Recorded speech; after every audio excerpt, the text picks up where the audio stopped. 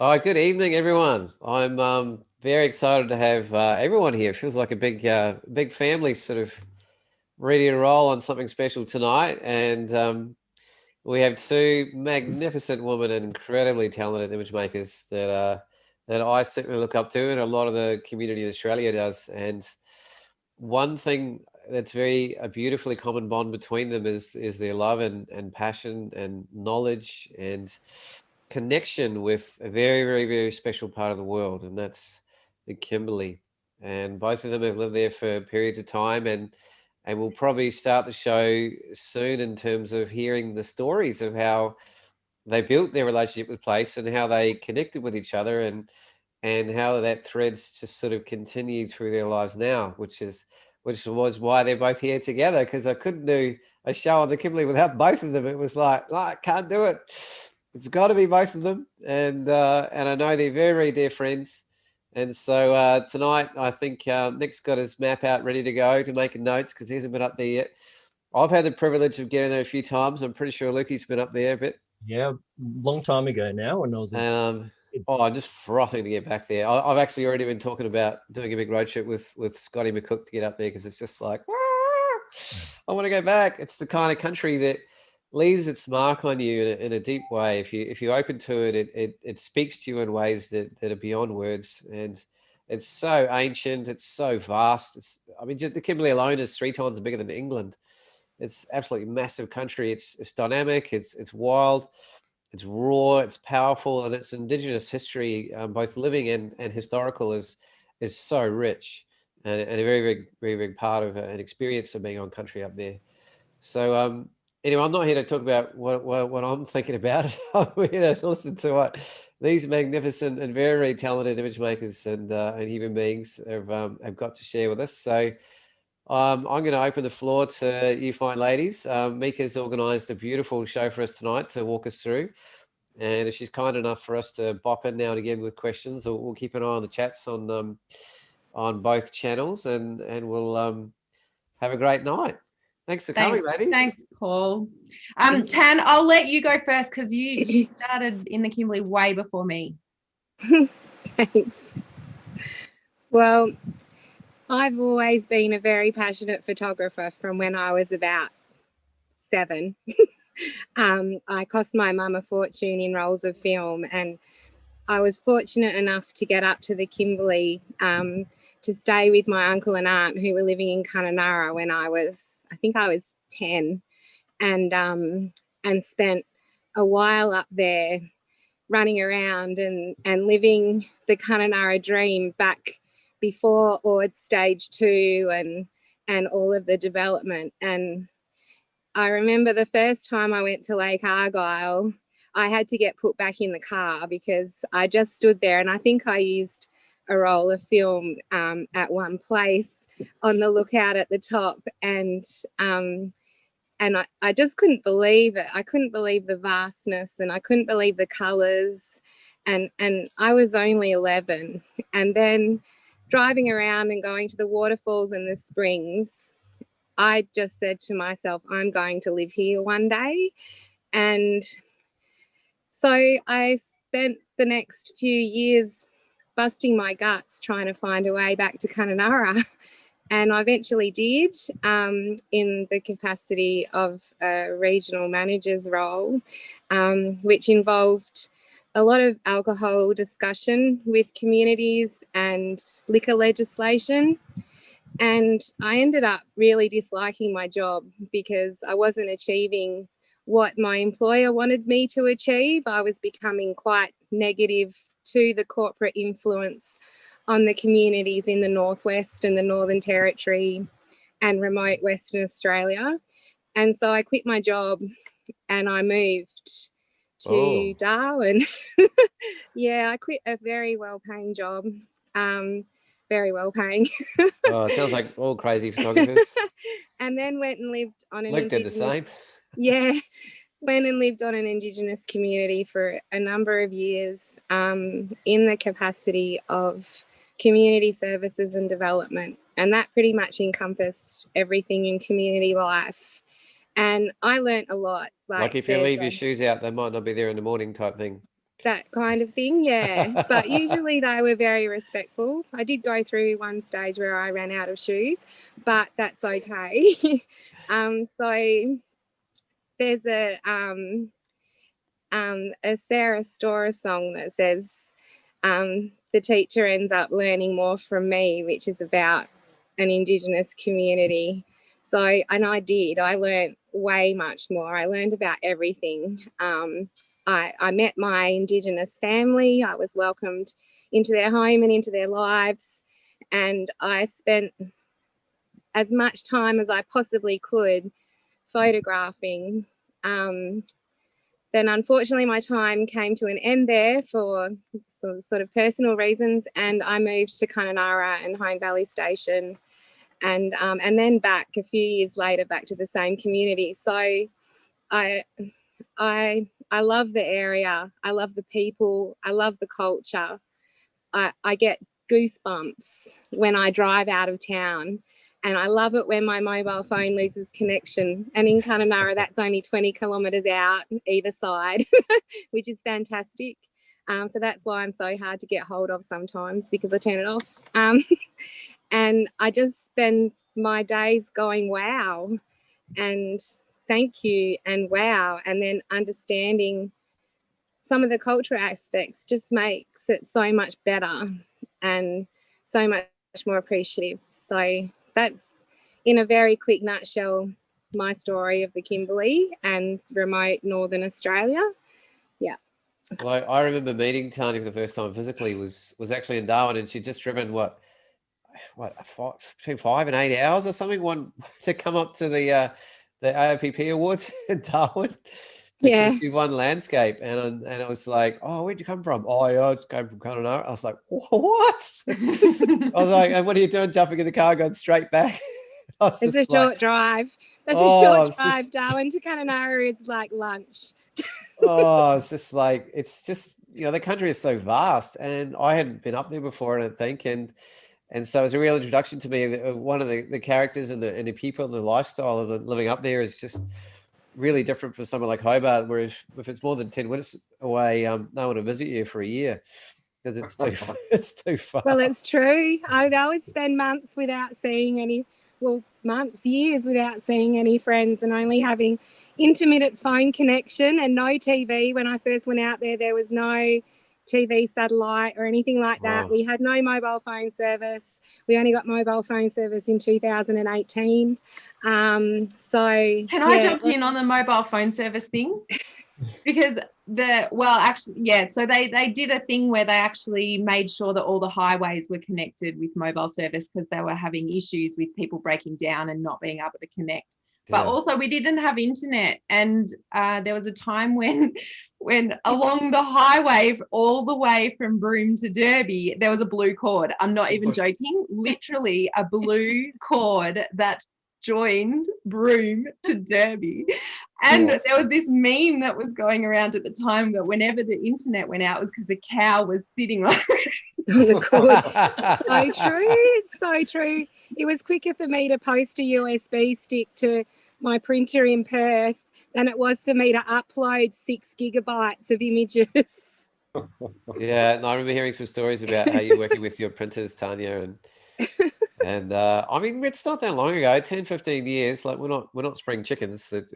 No one had mobile phones anyway 15 years ago. So that's right. We sort of laugh about it, but it's really fast changing. And I don't necessarily feel those changes are completely for society's better.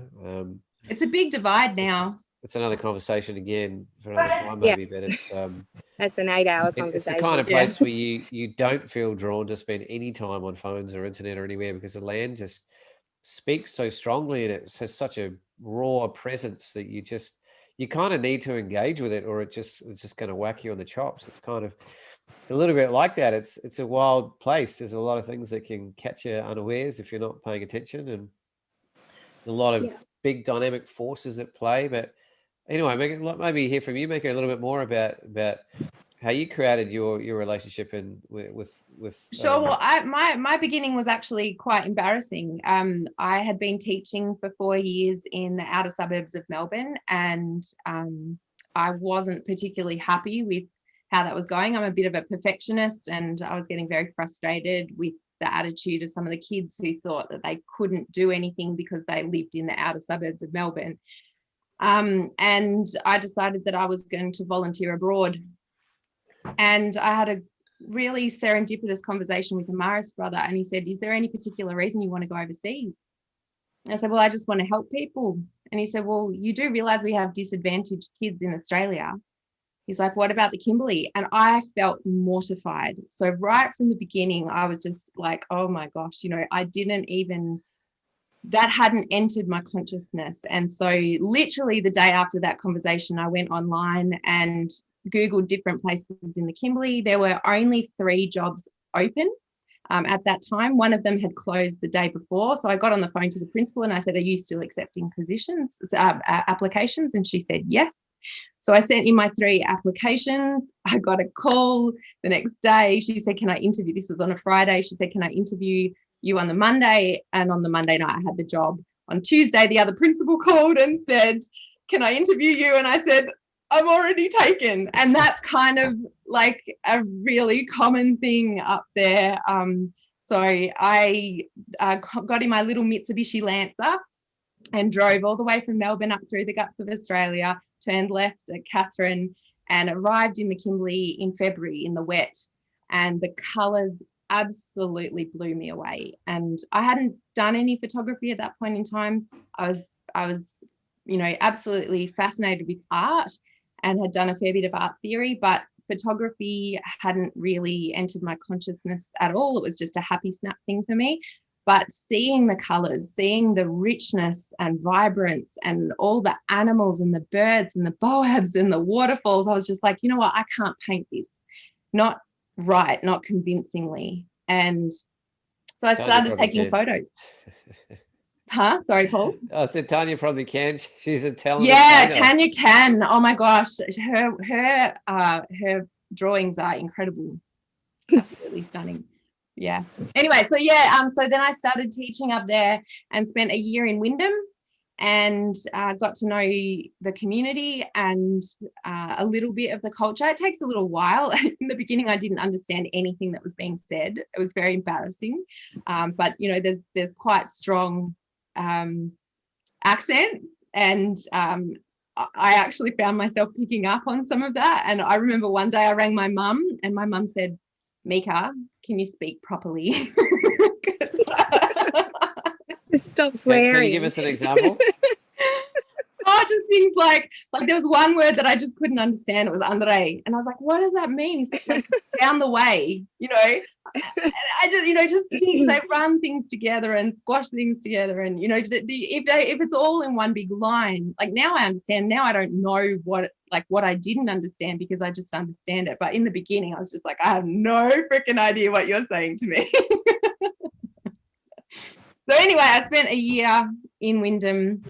And then I went back to Melbourne to requalify as a librarian. And the following year, I got my dream job, which was the specialist librarian for the Kimberley Land Council in Derby. And I got to know some really special people. And after experiencing the culture in Wyndham, which had quite a few bad points, experiencing the best of Aboriginal culture through the Kimberley Land Council was really, really special. And I'm glad that I lived in Wyndham first and then lived in Derby.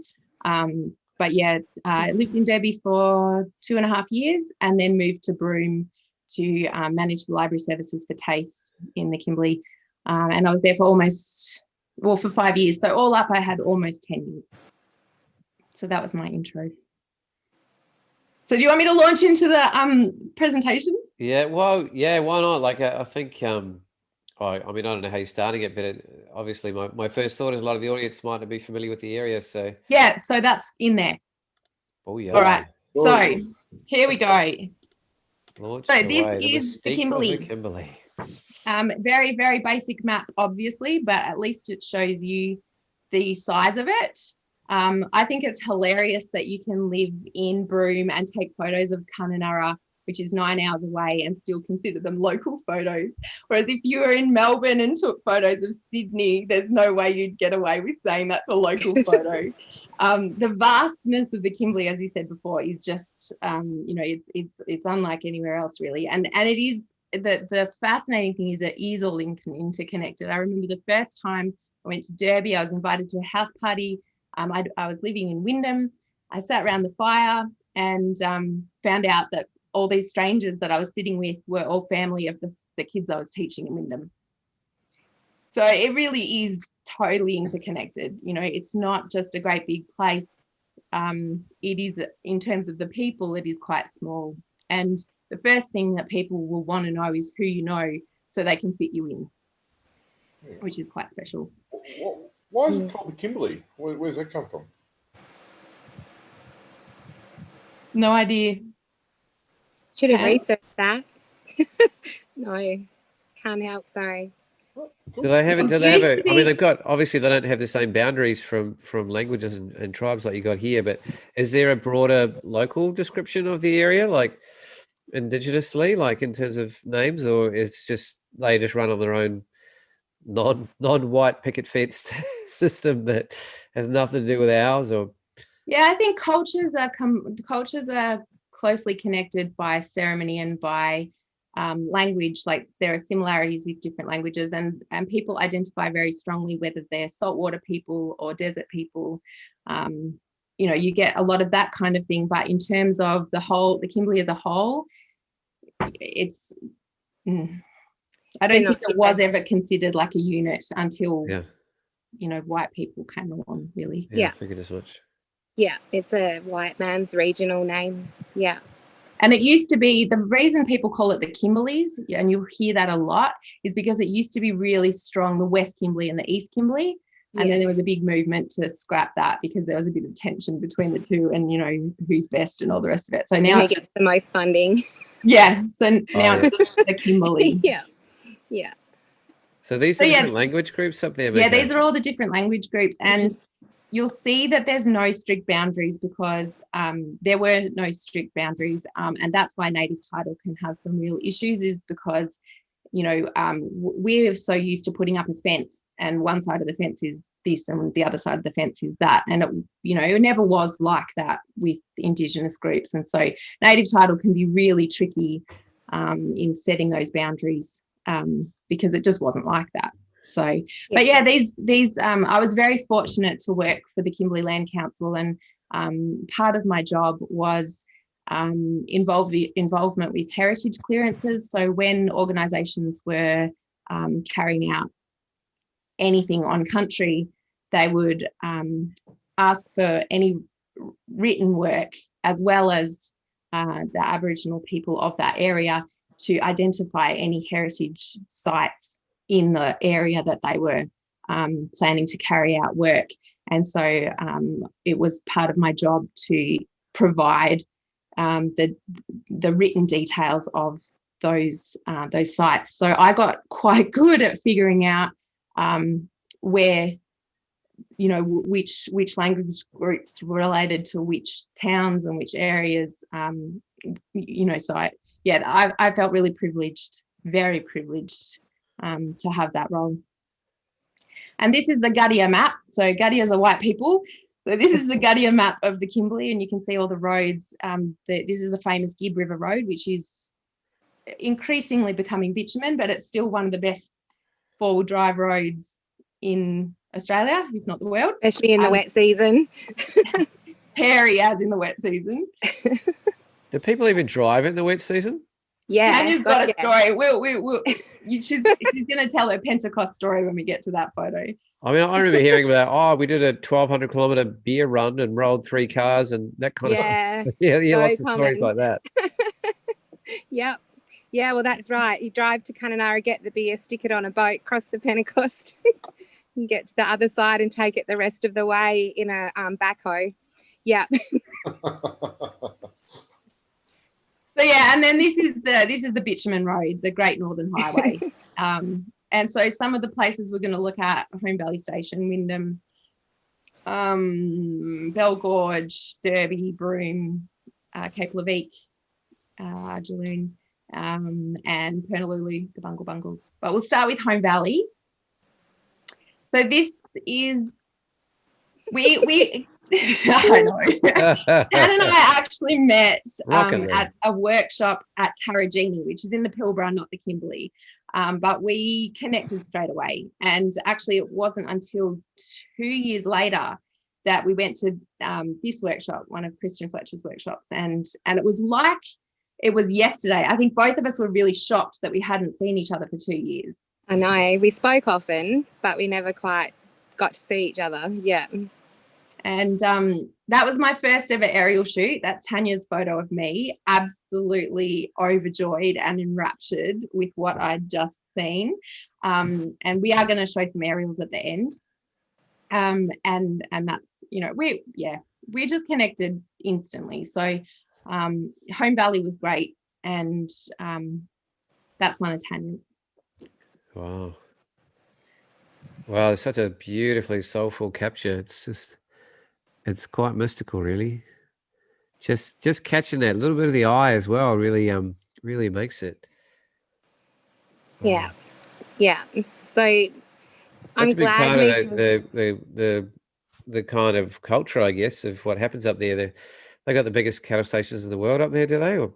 Yeah, well, they do, apart from Anna Creek, but in South Australia. But like, I'm glad Mieke put this first because it's fitting, because the story of the Kimberley and the white people really started with the agricultural industry and cattle.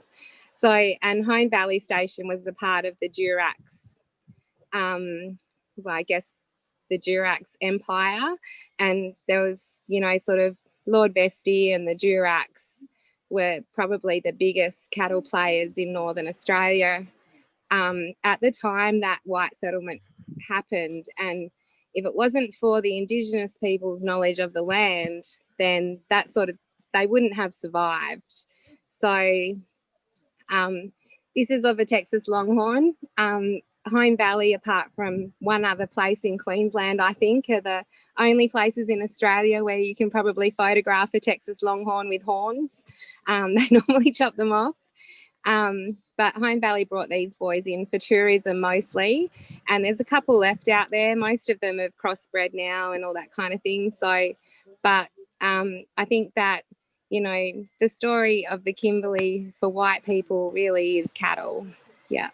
And I could show you 1,000 cattle photos, but I think this is one of my favourites. So you've flown with a lot of cattle drovers, yeah, Tanya? Yeah, I've done a few. I've done a few musters in choppers, and I've done a few drafts, and you know, I can ride a horse, and you know, it's so much fun, and it's such an adrenaline rush because it's so dangerous. And like, yeah, I love it. I love the red dust. I love getting dirty. It's no fun unless you get dirty. I was lucky enough to catch Q fever from these lovely beasts when I was shooting a draft one day. But I mean, they're just awesome and magnificent animals, and really the story of the Kimberley and the European or the Anglo-Saxon introduction really is about cattle on the stations and all that kind of thing. Yeah. So we're going to backtrack a little bit and go back to Wyndham. As I mentioned, Wyndham was where I first encountered the Kimberley, and Tanya and I went there. We thought it would be a great idea to go there in the wet season. We were absolutely wrong because it was 40 plus every day.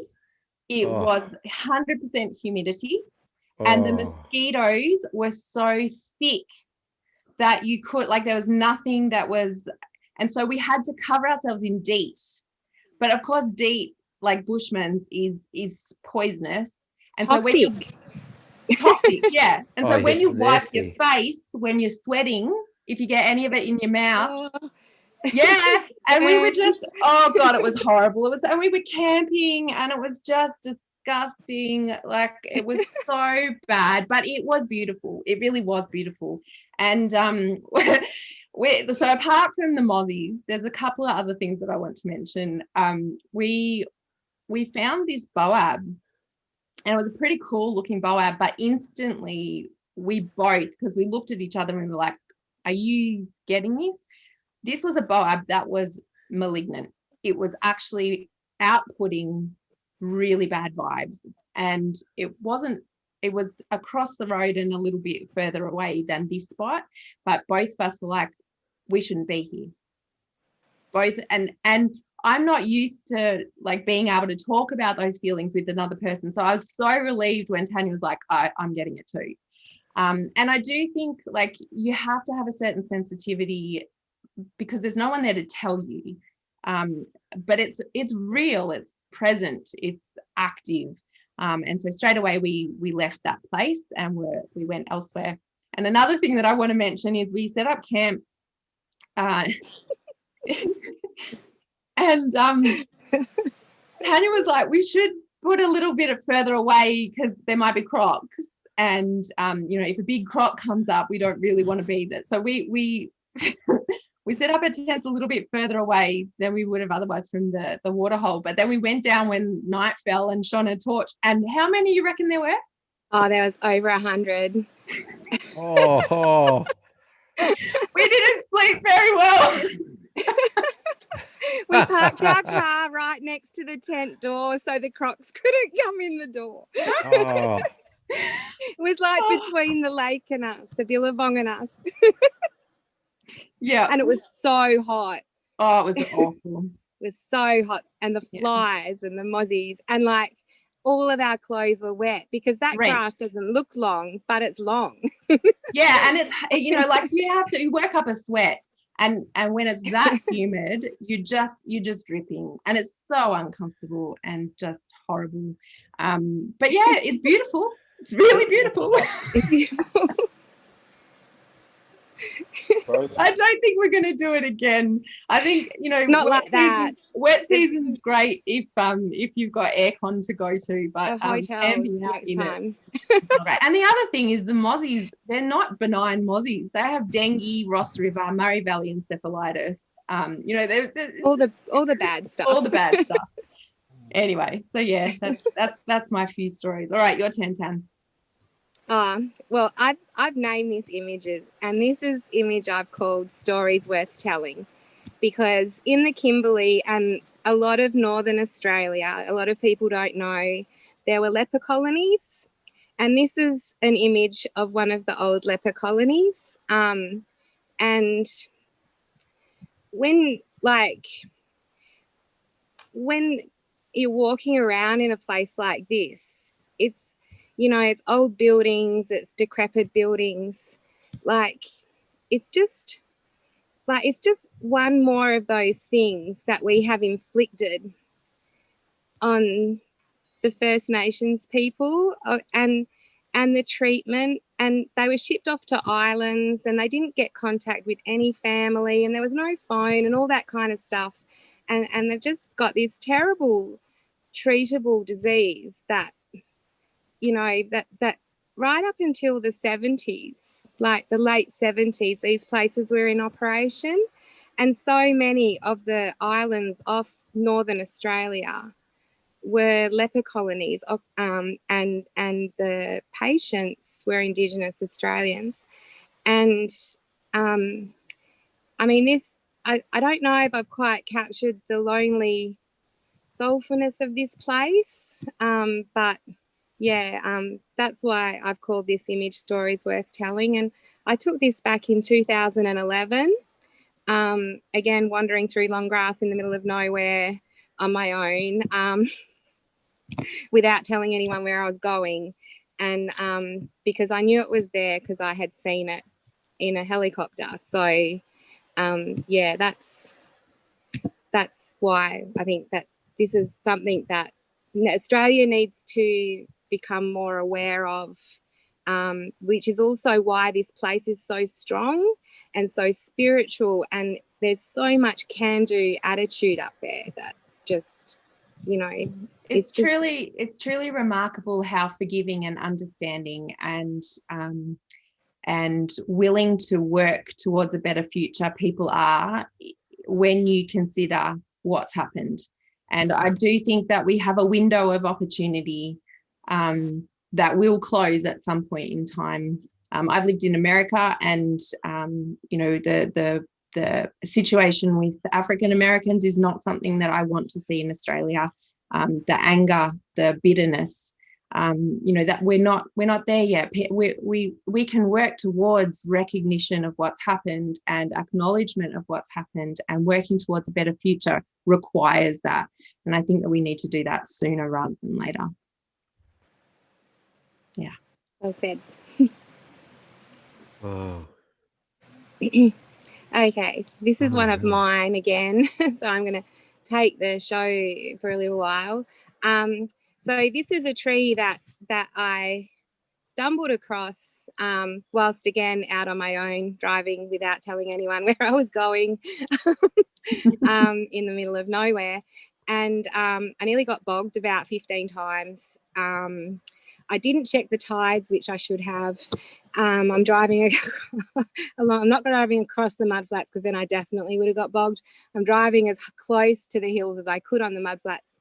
And this is a very old boab tree, but I've called this image Big Personality because it's a little tree with a big personality. This tree probably only stands about 20 foot high, but it is so old and it is so perfect. And the detail in the grass and how this tree has managed to survive where it is on the very edge of the salt flats with this incredible growth. And, you know, that's why I've called it Big Personality, because again, it's like the Kimberley. It's a little tree, but it's got a huge personality, and I love it. It's one of my favourite images. Me too. Yeah, I can see why. It's me again. So this is my family. I'm the mother and sister and auntie to these guys. I used to go fishing with this family every weekend, and we used to catch barramundi and take them back to the old people who usually didn't have any food over the weekend. And this one day I thought, I'm actually going to photograph this gorge. And Katira, my little sister, wanted to come with me, and sure, that was no problem. And I set up my camera, and I was not intending on photographing Katira at all, but Katira just sat in the water in front of my camera and just started to do what she always does. And how could I not photograph this gorgeous little girl just absolutely in her element, with a split second of looking up at me at the camera, and me just by luck having to be quick enough to get it to the right settings, because I'm all set for a long exposure epic sunset shot, and then I've got to quickly change everything to get Katira. But I mean, this little girl just says everything, like contrary to the snotty nose, like, you know, images that the drama that you see, like everyone is happy on country and everyone's happy fishing. And, you know, I was happy sitting in my jeans and my boots and a long sleeve shirt in the water after fishing all day with an esky full of food to take back home. And, you know, I love this girl. You know, I still have a lot to do with the family. Her grandmother I picked up from a nursing home one day in Catherine, and she held my hand all the way home. And I will never forget that, old Lily. And she was just so grateful to be going home and seeing the family and being home in this incredible place, which I was fortunate enough to drive through several times a week and usually catch a fish on my way home and usually take a few photos. But this one here is the essence of this place. Yeah. And I also want to remind you, because we had a little chat beforehand, because we talked a little bit about photographing Aboriginal people in the Kimberley and the difficulties, I guess the tensions involved in that. Yeah. It's I've got the mother's permission to use these images, and only 3 of them. And I usually don't even bother, because the images that I have of my life on community are very personal, and they also belong to the people that I took the photos of.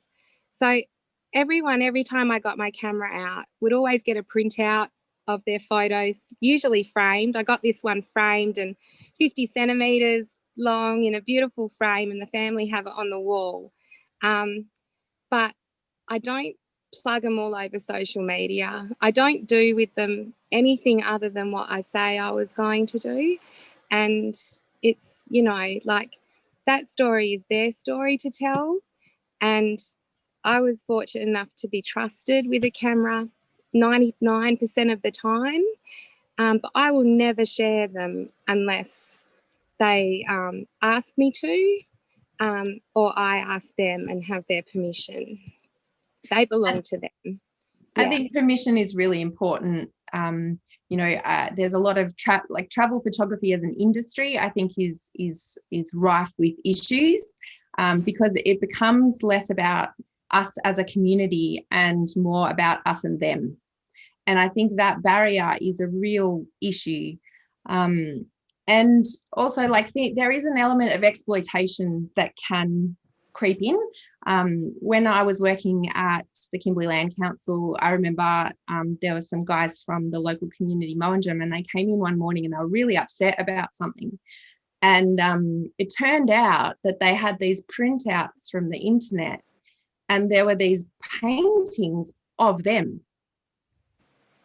And what had happened was there was a photographer who'd sought permission to photograph at a festival that they hosted. She had permission to do that. But then there was a painter, and the photographer had allowed the painter access to her photographs. And the painter, without any communication with the community, had painted 3-meter tall, hyper-realistic paintings of the community members. And not only was she selling them for $3,500 a pop, but one of them, instead of having the traditional board behind his head, which is very sacred and spiritual, she painted him with a cross, a crucifix. I was furious. I was so mad. I was livid, and I could totally understand that this absolutely was exploitation. And yet, in terms of legal matters, I don't think they had a leg to stand on. Your face is not your own. In a public space, it kind of belongs to everyone. So I just think it's our responsibility as photographers to be mindful of these issues when we photograph on country. Yeah, well Tim, said. Tim Very, already very has a much. question. Oh, you read it out, Nick. Yeah, Tim said, Tim Rate has asked, is there any protocol for photographs of the landscape, particularly places on Aboriginal land trust land? Yeah, Absolutely. you go, Tan. Well, I think if you are going to anywhere in the Kimberley and you know that it's the land trust, then you should be introducing yourself to the local land council and saying, this is where I plan to go. Is there anywhere that I shouldn't be going? And seek permission, because it's a sign of respect. Also, if you're photographing at a waterfall, it might be customary for you to introduce yourself to that waterfall in a particular way. So, you know, if you're there and you've not introduced yourself and then you start to trudge through the water or climb up the waterfall and go somewhere that you shouldn't, the spirits of that place might treat you badly. And if you respect that place, you might find that you see something that you wouldn't have seen. You might feel something that you wouldn't have feel. You might not go somewhere that you might normally go. Or you might go somewhere because you've been welcomed to that place or you've introduced yourself to that place in the particular way. The local land council might also organise a welcome to country for you and a conversation with some people. So, you know, there's another way, and that's going to give you a connection that you wouldn't normally get if you just rocked up somewhere to say, well, Molly Springs in Kununurra is a very sacred place, and the people have generously allowed it to be open to the public in Kununurra, and it's a conservation reserve, it's not a national park, but there is a particular way that you need to introduce yourself to that spring, and you might find that you will see things that you wouldn't have seen otherwise when you do introduce yourself properly. Yeah. Another thing that I've been told is it's not necessarily you that will have the consequences of you being somewhere where you're not supposed to be, but the community, because they are the custodians of that place. And if you go there completely ignorant, you might not have any consequences occur to you, but the community may, and you'll never know. You'll never know that. And, you know, like if you're going on the tourist trail, there is, just as an example, when I went on a Kimberley Land Council AGM, which is massive and incredible and like nothing, like no other AGM ever in existence.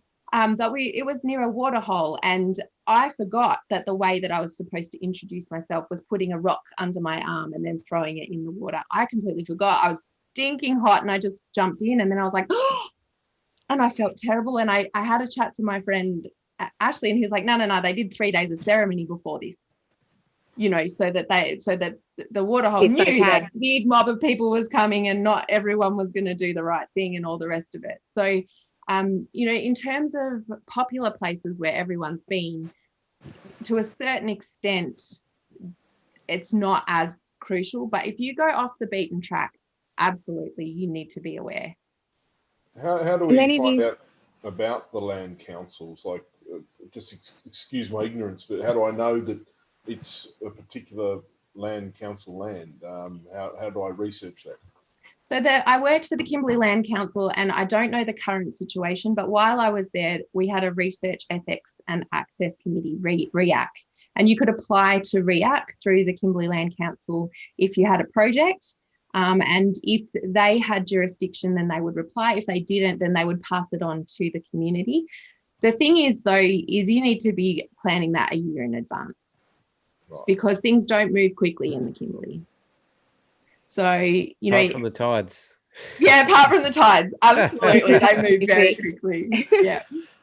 But just going back on the topic, I remember driving after this AGM. I drove one of the girls home, and she was in her 20s, and I said to her, I was just fascinated, you know, typical Guttier, like, you know, I've got someone I can ask questions who's not gonna like be upset with me asking questions. And I said to her, you know, I'm so in admiration of you, you know, like if someone told me that there was a men's business place or secret place, that's the first place I'd want to go. I'm like, how do you stop yourself going there? She just looked at me and she laughed and I was like, what's so funny? She's like, you get sick. Yeah. And this is a university educated young woman in her 20s, very intelligent. And I was floored. I thought that was mythological. I thought that was like, you know, like just bogus, whatever. But she was absolutely 100% legit convinced that if she went to those places, she would get sick. And that's the strength of the belief there. It is very spiritual. It is real.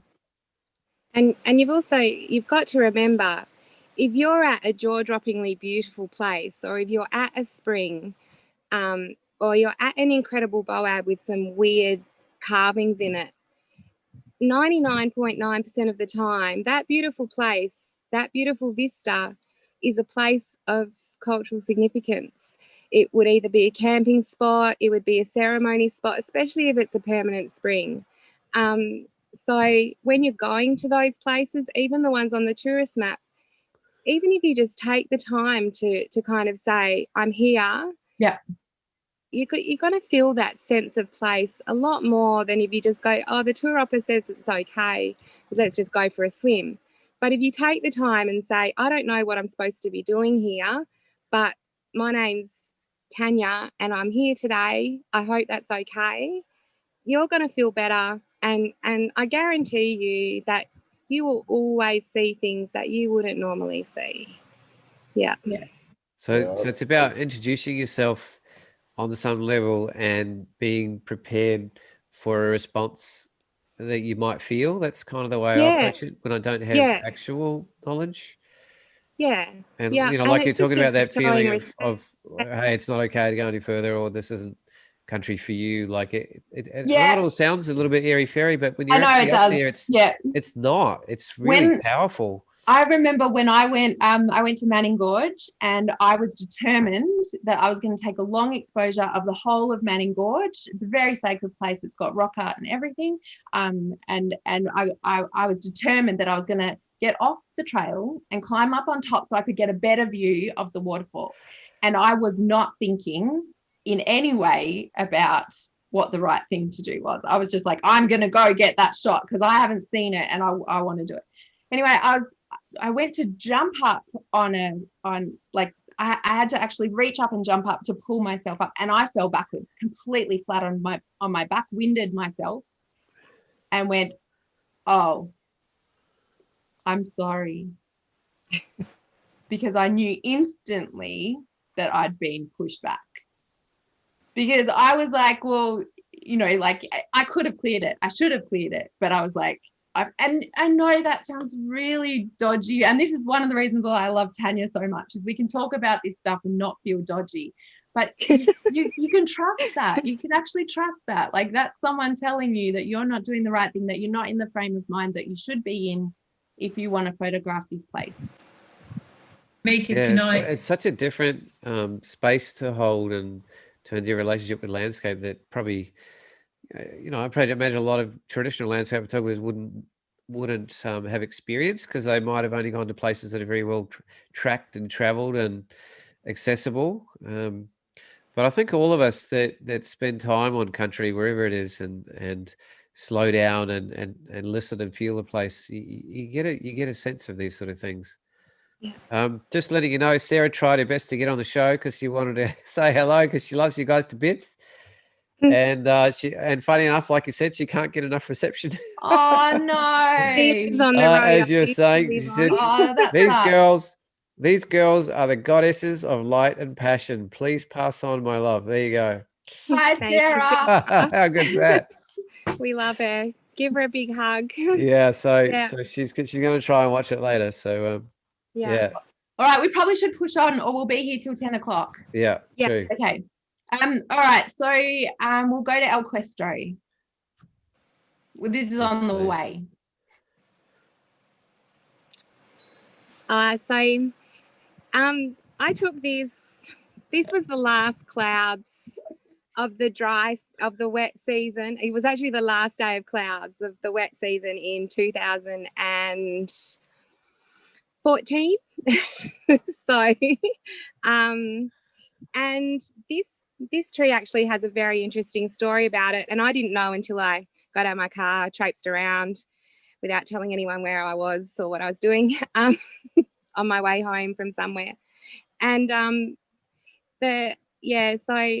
I love this tree. This tree was actually used, and these rocks around it were used a couple of hundred years ago as a church.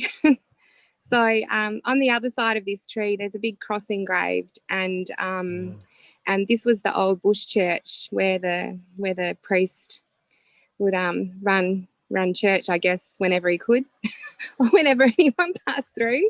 But these are the last clouds of the wet season in 2014. Yeah, and So just to explain that to people, Tanya, like how long a period is there without clouds? Is it like 5 months, 6 months? 5 months, usually 5 or 6 months. And then you've got, at the end of the wet, you've got the cold burn fires that kind of lit by the station owners and the landholders for fire breaking.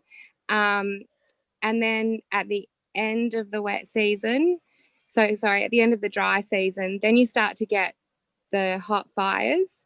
So you've really kind of got September, October, and some of November that you've got a lot of smoke. And then, this was in May. So 2014 was quite a good wet up there. And this was on the way home from one of my shopping trips. So I used to drive 8 hours once a month to get food, and this is on my way home.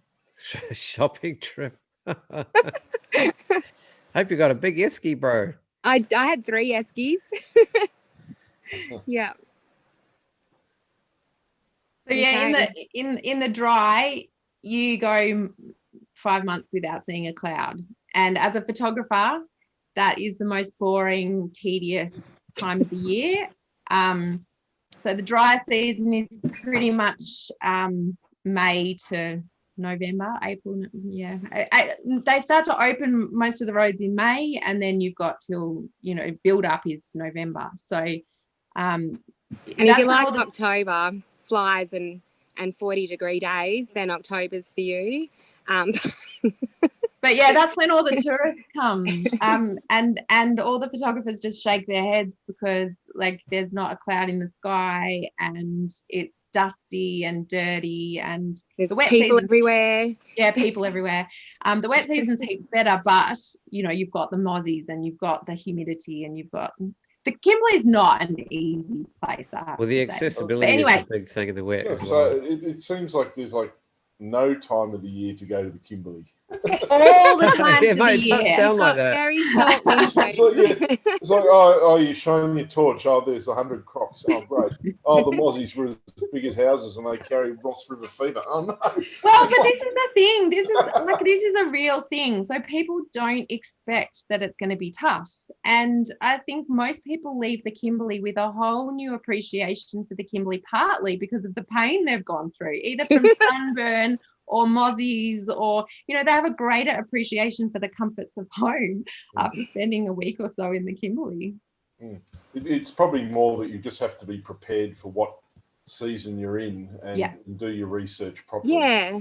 It sounds to me like the wet is the time I would like to be there for photography, but it's hard to get around and there are all sorts of problems. So yeah, if it's not the mozzies, it's the march flies. I've never seen march flies as big as they are in the Kimberley. They are gigantic. They're huge. And there's the snake. This is the Pentecost. And the scorpions. This is the Pentecost crossing, and Tanya's got a great story about this. So I'll let her, even though it's my picture, I'll let Tanya tell the story.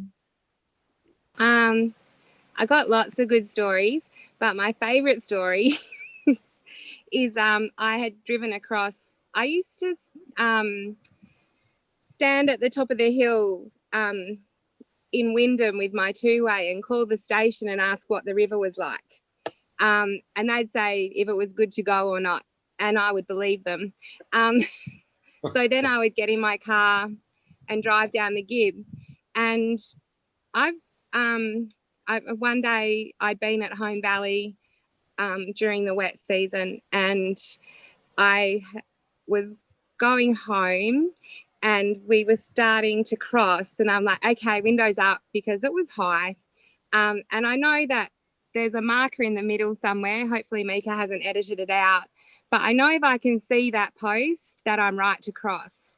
So I can't, it's too hard to see in the picture, but there's a marker there. It's a road marker. Is it that one there? It's one of these ones, isn't it? Yeah, it's that one there, just to the left of those trees. So I know if the top of that marker's sticking out of the water, I was fairly comfortable crossing the car as it was without loading a load of rocks into the boot to give me some weight. So I told the girls in the car with me, we were in our tutus and cowgirl hats that day, and crossing the Pentecost and windows up. And then, windows down in case we've got to get out and swim. And then I got halfway across and the car just filled with water, like the windows. So there's a fairly big hole in the middle, just as you get to the other side. And the car just like filled up to my knees with water. So I'm like, okay, windows up. And everything was floating, and including our Cards Against Humanity game, which you just think. And then I got pushed onto those trees that you can see to the left of that image, and fortunately there was enough rocks there, so I got some grip and was able to tootle off back to the other side, open the doors, let the water out, and keep going. But yeah, it was one of those hairy moments. You've had a few hairy ones though. Wasn't there a croc there one time? Yeah, so there was one night. I used to cross in the dark fairly regularly, and again it was a windows down in case you've got a swim moment. But as I was crossing, So was the local resident crocodile. There's a big one that lives down there just to the left of the crossing on the Home Valley side, and we know he's there. He's been there for a long time. That's his spot. And he was sitting right in the middle of the crossing. He was just watching my car. So I started to cross, and when you cross at night and it's deep, your headlights go underwater. So you're crossing in complete darkness, and you've just got to trust that you're keeping the car in a straight line. And it's one of those really disconcerting things, which is why some of the redneck cowboys have all the spotlights on their roof. It makes sense. So yeah, I was crossing that in the dark, and the crocodile's just kind of cruising along with the car. Car again filled with water. It's the middle of the night. And yeah, I think I'm going to have to swim. So, yeah. Right. So you stay in the car and drown, or exit and get eaten by the croc? Yeah, great options, hey. Well, my choice is my option. I would take option 1, stay in the car and drown. So when faced with that situation, or I have toyed with the idea of putting a canoe on top of the car, just climbing up to the canoe and having a quick release button. Yeah. Oh, wow. But we regularly would have rocks on each side of the crossing, so you could fill your car up with rocks to get enough weight so you wouldn't get pushed by the water. Yeah. Oh, so and in the 2011 wet season, water got right up on top of that hill. So not on that crossing, but in general with river crossings, because in the wet they're unavoidable. You have floodways everywhere, and basically, like, if it says a floodway, it'll usually have a marker saying how much water there is. And if it does look really hairy, one thing that most people do is they'll get out and try and walk it, because you just don't know if the road's been washed away. You can't tell. There's no one there to tell you. Usually it's like a fair there's lag. A tree there. Yeah, you just don't know. So the most sensible thing to do is to slowly walk out into it if it's to see whether it's whether it's stable. But if it's going too quick, you shouldn't even bother. You just wait. Because it'll go down. Yeah.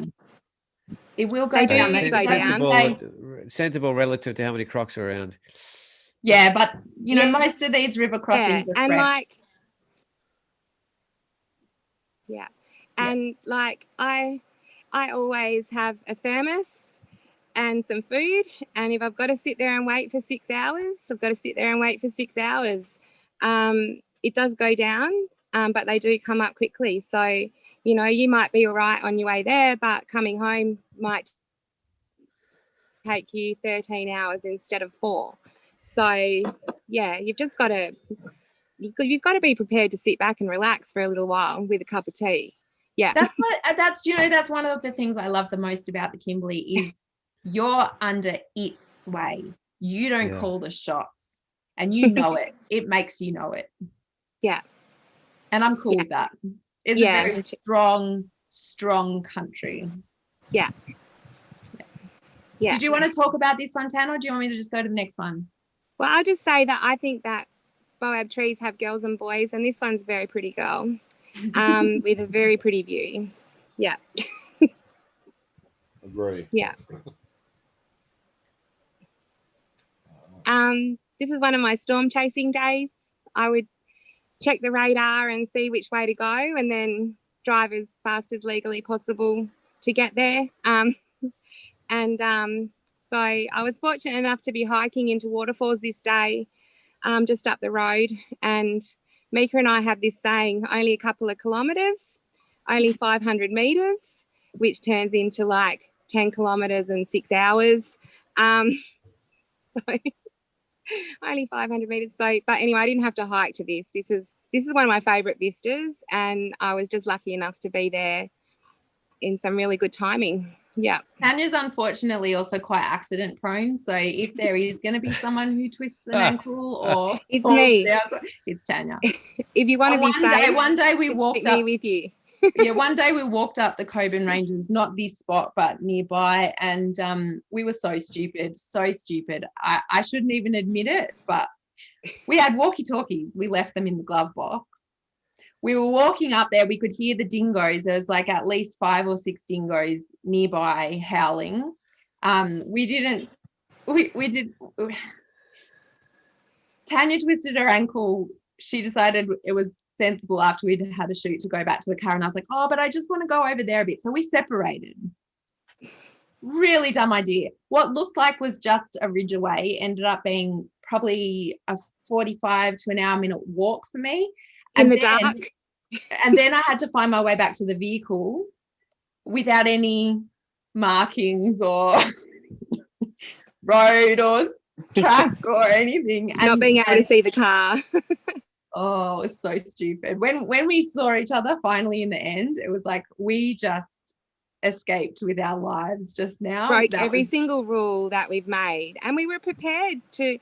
Yeah. We were organised. We had walkie-talkies, and we had the tape in our bags, because I use the tape often to mark trees when I'm walking down into somewhere that I don't know, and so I can find my way back.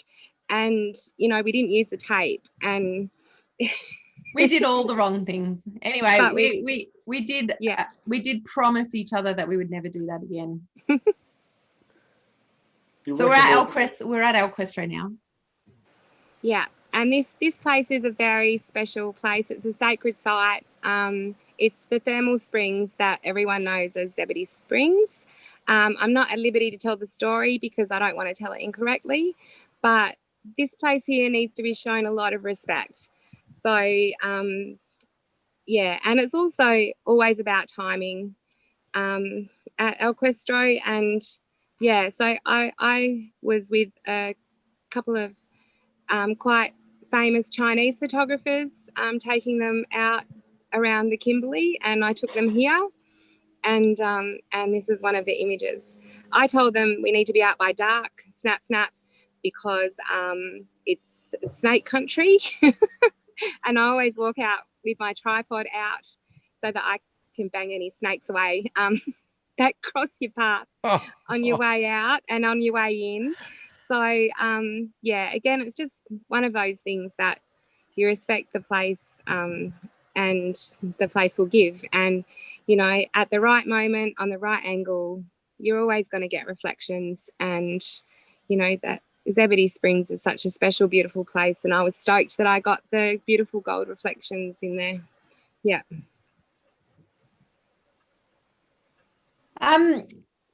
So one of the other really cool spots at El Cuestro Station is called Pigeonhole Lookout. And if you do a pano of this, you can actually make it look a little bit like Horseshoe Bend in the States. But in the late afternoon, it just lights up beautifully. I still don't have what I want as the perfect Pigeonhole Lookout shot, but actually it's quite nice to have those bucket list photos that you don't actually have, you feel actually captures it, because then you just want to go back and try again. Yeah, and can I interrupt? Sorry, Mieke. Yeah. I went back there every day for 2 weeks. So I drove 4 hours there and back, not quite 4, 3 hours every day for 2 weeks to try and get that shot at the end of a wet season with the clouds. And I've got it, so I'm happy. You should have put it in, Tan. No. Yeah, like you can't, it took time. It took ages. So yeah, I was lucky enough to live there. Yeah. So that was El Cuestro, and now we're going to go to Home Valley. And I know El Cuestro relatively well, because when I lived in Wyndham, that was my escape. So I had my little Mitsubishi Lancer at that point in time. I didn't have a 4-wheel drive, very impractical car for the Kimberley, but I would borrow the principal's 4-wheel drive and head to El Cuestro. And when I first arrived in the Kimberley, it was very much a mission to get to every single waterfall. Like, I was focused. I wanted to see all the sites. And this was before photography. And the one the real change that I noticed throughout that first year was I no longer was trying to hit every spot. I wanted to appreciate each new location that I went to. And I do think that photography really helps with that, and stops you from being on a mission to, you know, do the things. I'm going to conquer the Kimberley. Yeah, that's what, yeah. And when I had a market stall in Broome, I'd often get people say, oh, I've done this, and I've done this, and I've done Manning Gorge, and I've done Wyndham, and I've done, you know, Windjana Gorge, and blah. And in my head, I was like, how can you just talk about doing these places? You don't do a place. Like, it's not possible to do a place. You visit a place. You experience a place. You don't do it. Well said. All anyway, right, I love this do shot. you right back. So this photograph I have always wanted, and I finally got it.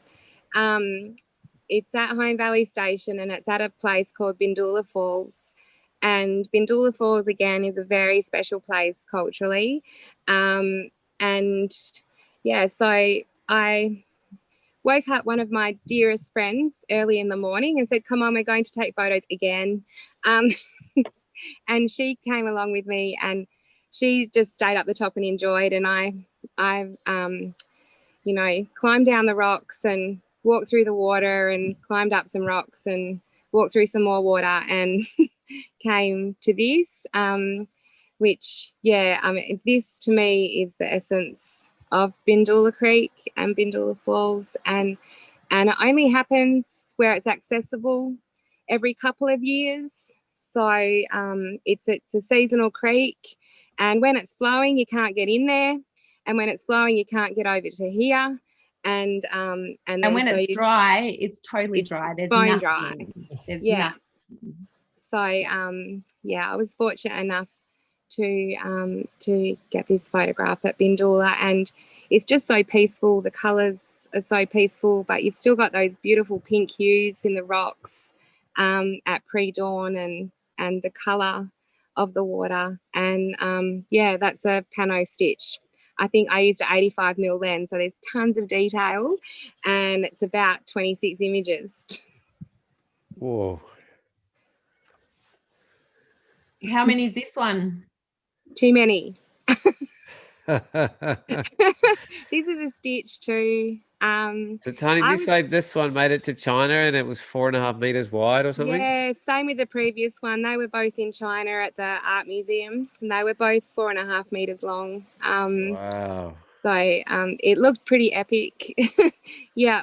And this one, again, I love fishing. So this is one of my favourite fishing spots, especially in the wet season when the creeks are flowing and the barra's jumping. So I was fishing, and I always take my camera because I always plan to shoot at the end of the day, especially in the wet season. The storms over those ranges when you're at Home Valley are absolutely incredible. So yeah, this is the Coburn Ranges from Home Valley Station at River Camp after a good fishing day and quite a late night capturing this storm. Yeah. So thanks to Tanya's connections, she said to me, right, I've got permission for us to go to this special place. And she said, there's a lot of boab trees. And I was like, right, I'm coming. That sounds great. So I don't think either of us were quite, like, we'd heard a little bit about it, but not a lot. And we, you know, I think one of the things that people get most frustrated with in the Kimberley is they see photos like this and they think that boabs grow everywhere.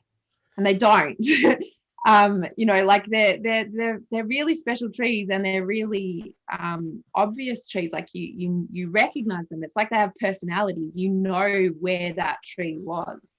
They're very strong in presence, but they're not thick on the ground. And finding a family of boabs is you know, really, for any photographer, quite exciting.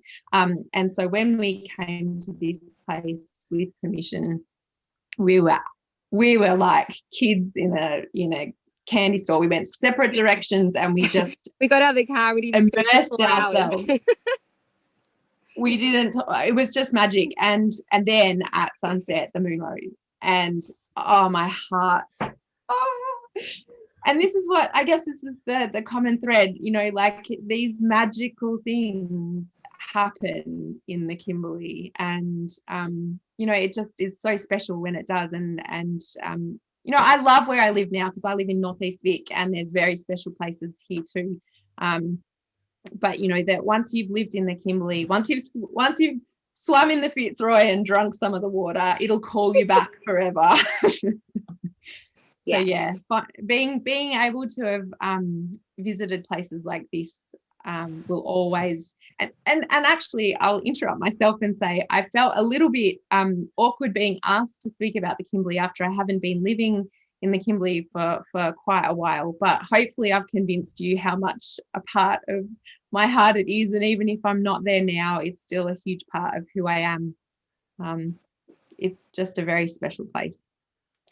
So now we're going to go from El Puesto, big long drive, to Bell Gorge.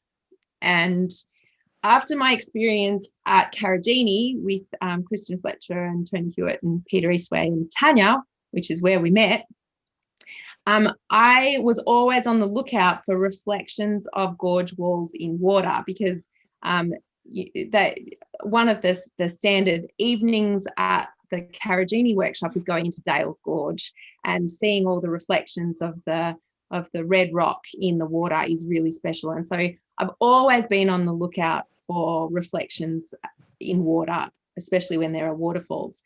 And I went to, you can't stay at Bell Gorge, you stay at Silent Grove. And so in order to be here at sunrise, you actually have to leave well before dawn at Silent Grove and hike in the dark. And fortunately, I was there with my cousin. And so my cousin and her boyfriend and I hiked in the dark. And I'd been to Bell Gorge before, so I kind of knew where I should set up, and managed to capture that time when the sun strikes the gorge walls and it reflects in the water. It's probably not indicative of my current work. I've used tonal contrast maybe a little bit too heavy-handedly here, but a lot of these shots. It looks pretty good, I think. Close enough. Works for me. Okay, so and then a little further around, closer to Derby, is Windjana Gorge, and that is, you know, a really, really special place for an oh my god place. Yeah, definitely. And especially since, like, you usually are driving several hours to get there, and the countryside doesn't really change, and you just go, well, you know, how good can this be? You know, this is scrubby bush, and then you get there and you walk through a Devonian reef that's full of fossils. And I mean, you don't see the fossils because a lot of them have been stolen, but you walk through this ancient reef that used to be on the outer rim of Australia, but now it's in the Kimberley, and you walk through it to get to this very sacred spot to the Bungle people. And I was very fortunate in that when I was living in Derby, there was a performance of a play called Jundamara, about pigeon, and about, he was so glad you're talking about it. Yeah, he was originally worked on a station, and when his boss man became a policeman, he became a tracker, and he helped the police. He helped the police punish Aboriginal people for cattle stealing. Now, I still think it's ridiculous that we talk about cattle stealing, because it wasn't. Aboriginal people don't, in general, most of the cultures, it's not about possessing things. You don't own animals. There's no such thing as owning an animal. This is a foreign concept. So how can you steal something if you don't understand that someone owns it? It's not possible to steal something unless you believe it belongs to somebody. So this whole idea of cattle stealing or you know, killing someone's cattle was just a foreign concept. These were fat, slow animals and easy food. Of course, you're going to try and, you know, catch a killer and feed your family. anyway, so what Pigeon Jundamara, he worked with the police for a long time as a tracker, and then one day they'd rounded up some of the most important cultural leaders, and he just flipped and he was like, nah, this is wrong, I can't do this anymore. And he then began a 3-year resistance to the pastoral industry settling in this country, and he frustrated the authorities significantly because he'd just disappear and they couldn't find him. And what he knew that they didn't is this area is rife with tunnels underground, and he knew exactly where he was and he could just disappear. But seeing this performance in the place where, like, I'm getting goosebumps just talking about it, and the it's called the Illenberry Ungud. When that spirit spoke, they lit up this whole gorge wall with light, and the sound of it just resonated through your body, and it was one of the most powerful experiences I've ever had. It was so strong, and I knew quite a few of the people in the performance, which was really special because I hadn't seen them in that capacity before. But super special performance, and it does occasionally tour. So if you ever get the chance to see the Jundamara performance, it is incredibly powerful and well worth seeing. Is there anything else you wanted to say about Windjana Gorge, Tan? When I first went to Windjana Gorge, I was doing some volunteer work for the KLC on a few projects, and yeah, it's one of those places where you get out of your car and it's just so powerful, and you can see, like, when you're driving there, like, the country is fairly flat and barren, and it's all pastoral, it's all cattle stations, and then when you know the story of Jundamara and that he had his hideout in there, and then you've got the sacred site at the end of the gorge, and then in the water you've got all the hundreds of freshwater crocodiles. There's little freshies everywhere, and you can actually swim with them. They've got plenty of food. They're not going to eat you, but most people decline that opportunity. No, but if you go there in the afternoon and you have your swim and it's so hot, and then if you go back down to the sand at about 6:30, 7 o'clock, you'll see what you've just swum with. And yeah, they're everywhere. Yeah. But the place is ancient. It's just so ancient, and the importance of it, both in modern history and in dreaming history, is just so significant to the people of that country. And yeah, it's well worth a visit, and it's well worth a photo shoot, and yeah, just appreciate the history while you're there. Yeah. And if you go there, it's well worth. Sorry. So I was just going to say, is this a dry season or a wet season? That's a dry, isn't it? You can. The road gets quite a few water crossings in the wet, and to the point where they actually close the road sometimes, because it's quite rocky, it's quite hilly, and on all the down bits you've got water. Yeah. And as you can see, this is dry season, not a cloud in the sky, same with this, and yet it's still beautiful. I went there in November. Probably more beautiful with clouds. But. Yeah, I went there in November the first time, and I got clouds, but it was hot, and I went for a swim in the Crocs. So, you know.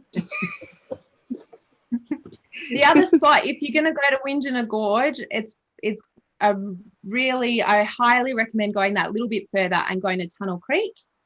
And Tunnel Creek is amazing. So Tunnel Creek is where Jundamara actually hid out. That's where he was staying. That's where he was stopping at.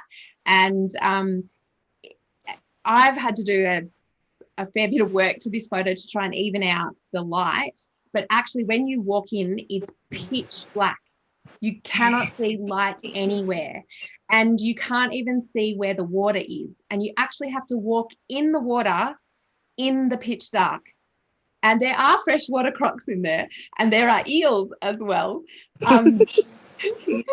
But there's never been an issue. So you just have to trust that they're friendly crocs, and you just go in. The first time I ever went, what happened? What happened was I thought I was fine. I thought, I'm brave, I'm strong, I've got my torch. But when you shine a torch in the black on the surface of the water, you cannot see how deep it is. It's like a mirror. So you cannot assess. Like, basically you get in there, and if you're by yourself, you realize, well, there's nowhere else to go, and all the footprints go through the water. So obviously I have to go in the water, but it's scary as. And my heart started really pounding, and I made it through to the end, and there was a couple at the end, and I'm sure they laughed hilariously at me. And at the end there's some rock art as well. But anyway, at the end I said to them, I don't know you, and I'm very sorry to do this to you, but can I please walk back with you, because I'm terrified. I don't want to go through that again. It was really, really scary. Really scary. So you know, now that I know it, like, I'd be fine. But that first time I was just terrified. And you can't go without a torch. If you don't have a torch, you can't go in there. Like, you can't walk it in the dark. You need to have a torch. But yeah, as you can see, everyone just takes their shoes off, and fantastic. Oh, it's a great experience. Yeah. It's an awesome experience. Very humbling experience for sure. Yeah. You know your limit when you're in there. Yeah. Yeah. So Derby, I lived in Derby for almost 3 years. Loved Derby. Probably the best compliment I ever got living in Derby was I was posting pictures on a site called Redbubble, and this lovely lady Trish, she was like, "Oh, you live in paradise." And I was like, yes, I do. But if you ask any Derbyite whether they live in paradise, they'll laugh in If your they face.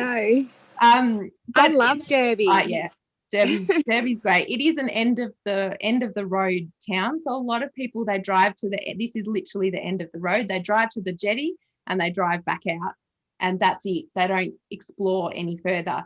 But Derby is a town that is a very strong community.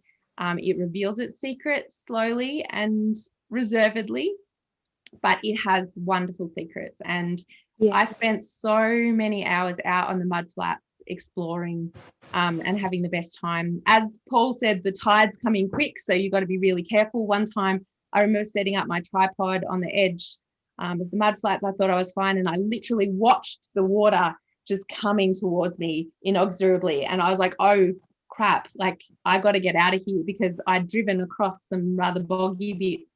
And I was like, if I don't go now, I'm going to get stuck. So sometimes you have to abandon your photo shoot, because that tide does not wait, and you can really get stuck. You just on that and all these dangers that you have, would you recommend that people take PLBs and maybe devices like an InReach device or a satellite phone when they're exploring up there? Yeah, if you can afford it, absolutely. I would a two-way is normally sufficient. Just from, you know, having lived there for so long remotely, I wouldn't go to the expense of a sat phone, but a two-way, you're going to get someone, you're going to get a truck, or you're going to get a station. So long range two-way, like, you know, you usually will get you as far as a sat phone, and I actually think they're a little bit more reliable than a sat phone at the moment. Yeah, and you know, if you're on your own, take an EPIRB. Yeah, I guess that's what I was saying. Don't go without anything. Yeah. Because you can quite easily get yourself in trouble. Yeah. Mum was always I can see Mum's watching me. She's in on the Zoom. Hey, Mum was always a bit concerned Hi, about me Mum. when I was up in the Kimberley, because you know, I wouldn't tell anyone where I was going, just like Tan. You start to feel a bit complacent. You just do your own thing. But she was absolutely right. You've got to look after yourself. You've got to be a bit more careful. Yeah. And even experienced people run into trouble. Like, I remember one of the rangers who lived in the Kimberley most of his life. His car got washed away. He tried to go through a floodway, and the water was too high, and he had to rescue his family from the car, pull them out of the car, and the car went. And like, look at Malcolm Douglas and, you know, Steve Irwin and all those people, you know. So, yeah, a bit blasé at times. And even if you do all the right things, and, you know, you make sure your car's serviced and your tyres are always good. Like, I picked up my car the day after having my tyres changed and have a tyre overtake me as I'm driving down the Gib, and, you know, end up flipping my car. So that mechanic should be fired. yeah, but it was lucky that I knew what I was doing. I was able to bash the brake drum back into place, disconnect my handbrake and put the tyre back on and go. Whereas, you know, anyone else, and that was Christmas Eve, so there was no one on that road. And, you know, and most people would have been there for the night. So, yeah. Yeah, definitely. If you take nothing else, take heaps of water. Heaps of water and at least a two-way radio. Yeah. At least a two-way. Yeah. Good advice. And, good advice. Yeah. So this photo is a bit special to me. It's one of my early photos. What happened was I was a member of an online community called Australian Digital Photo of the Day, and we couldn't all meet up together. So we decided on a date that we'd all go out and take photos. And I wasn't feeling that well, and I was a bit reluctant. And if we hadn't had this thing, I would have definitely not gone out. But I did go out because I'd committed to it. And I watched with fascination this cloud approaching. There was not another cloud in the sky. And this cloud just came towards me, and it then proceeded to do a great big loop above this trilogy of boabs. And still to this day, I can't believe that I actually saw this, and secondly, can't believe I captured it. I actually submitted it for the Bureau of Meteorology weather calendar one year, and it didn't get accepted. And I was like, okay, that's fine. And then the next year they said, is it still a possibility for this to be? I was like, well, sure, but it didn't get in last year, so why would it this year? But what I didn't realize is there's only ever one vertical photo accepted, which is the front cover. So all the rest of the calendar images are landscape, and they only accept one vertical one. So it was actually the front cover of the BOM weather calendar one year. And I asked them, I actually wrote to them since I was in communication. I said, what is this? Like, what are we looking at? I said, this doesn't have a name. This is a very unusual cloud. Yeah. And yeah, and the Derby mudflats, like you just drive out there and go exploring. Lots of beautiful places. Some places you need permission, some places are fenced off. But you know, you just go exploring. Oh, you've got my book, Nick. I just recognised I just got it off the shelf just before, and then that's the cover. That's the cover. That book too. Yay! Awesome. Yeah, I do like this picture. It's beautiful. But this is one of my favourite boabs, and it's just at the edge of the mudflats in Derby. And unfortunately, if you want to get this shot, you no longer can, because they were having issues with people driving around the base of the boab and compressing the root system. And they got concerned for the health of this beautiful old boab called the dinner camp tree. And so they've put a great big fence behind it. And I think they could have been a bit more sensitive. They weren't very sensitive though, and they built a great big yellow fence. So it doesn't look like this anymore.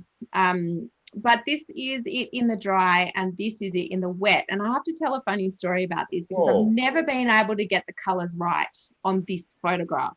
And the problem is I was shooting into the sun, and the closest leaves to me were in shadow. But of course, that doesn't look very good in a photograph. So I lightened the leaves closest to me. And I'll never forget the moment when this little girl came up to me at the market, little indigenous girl, and she pointed at that picture and she said, Miss, this is a liar photo. And I was like, what? But she was totally right. And, you know, that moment has really shaped me as a photographer, because I don't ever want to take any more liar photos. I want my photos to be real. I want them to reflect the beauty of the Kimberley, and for the people of the Kimberley to go, yeah, that's our Kimberley. I don't want my photos to be unrealistic. I think Tanya's actually better than me at achieving that, but you know, that's always my intent, is to try and truly represent the beauty of the Kimberley as it is, rather than me trying to inflict my idea of beauty onto it. So yeah, that moment has been a defining moment.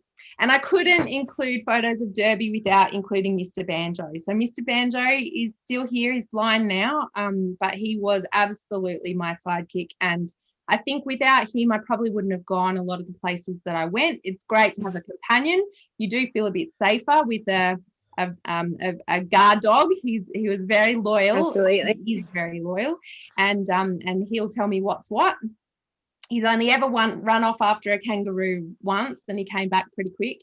So he's a great companion, and yeah, this is my favourite portrait of him with the old Holdens and the Boabs out on the Derby mudflats. So then then after 2.5 years, I lived in Broome, and Broome, you know, most of the time when people see Broome is in the dry. And so they don't get to see the wet season Broome. But Cable Beach has such a long, flat shelf. And so the reflectiveness of that sand is truly marvelous. And every night and every morning is different. And you can never get tired of photographing the sand on all along that beach. It's just epic. 100%. All right, Ganthian Point, your turn, Tan. So I was in Broome for doing some volunteer work for the Kimberley Land Council, and I called Mieke one morning and said, do you want to shoot? Now my brief for that morning was to find the cover for the Land and Sea Ranger book that was just about to come out.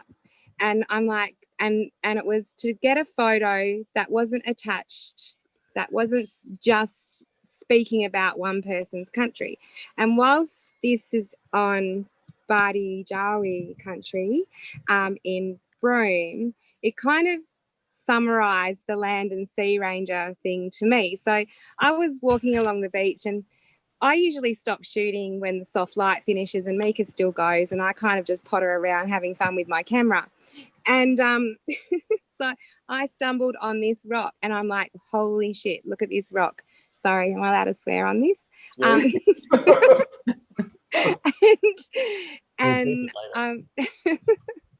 And so this ended up being the cover of the Kimberley Land Council Land and Sea Ranger book for a presentation that they were doing at the International Rangers Forum.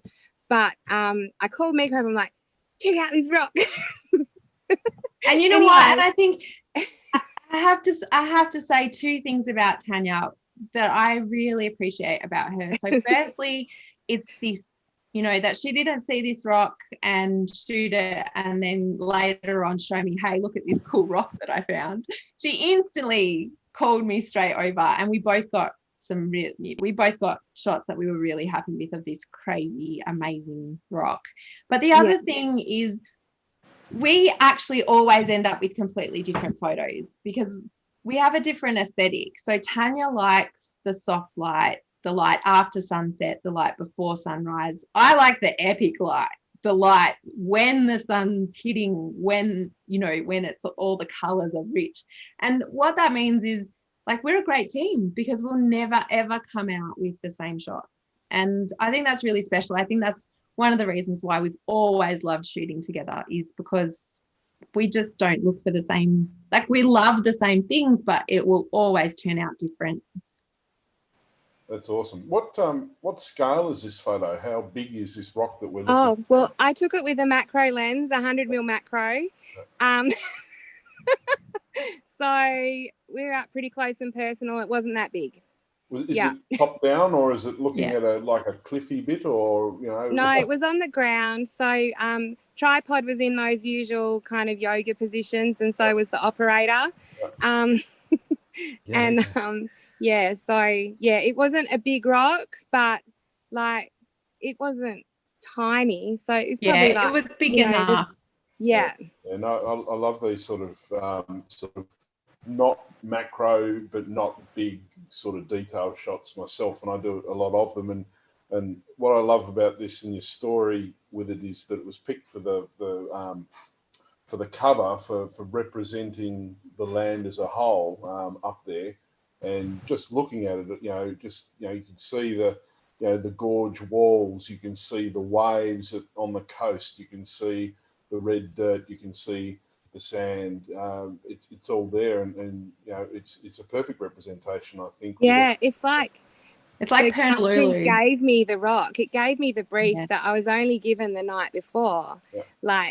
And I just saw it, and and the pindan colours and the white chalk and the limestone, it just, for me that summed up the Kimberley land and sea ranges. The stripes are just like Honolulu. It's really like the beehive domes of Honolulu. I reckon that's, or the hills of Warman. It's really, Yeah. And the glow, the glow just above the top there, represents that setting sun look. And actually, so I've got a vertical shot of this, and it's got a sun. There's actually a sun just out of frame here. Yeah. Awesome. No, really, it's beautiful. Well done. So I'll just quickly shoot through. I've just got a few more broom pictures, obviously, because I lived there for 5 years, and there's 6 beaches to choose from. So basically, if I could get out of work early enough, I'd look up at the sky and go, okay, I'm going to that beach because that's where the clouds are. And I think there's very few places in the world that you can do that. It's got east-facing and west-facing beaches. You're spoiled for choice. It is the most incredible place for photography, and that's why there are so many photographers who just love shooting around Broome, because it's there's always something going on. So this is even the middle of the day. I don't shoot in the middle of the day here really. It's got to be something happening for me to shoot in the middle of the day, but the storm clouds, they don't stop, so you can shoot any time of the day out there if it's storm season.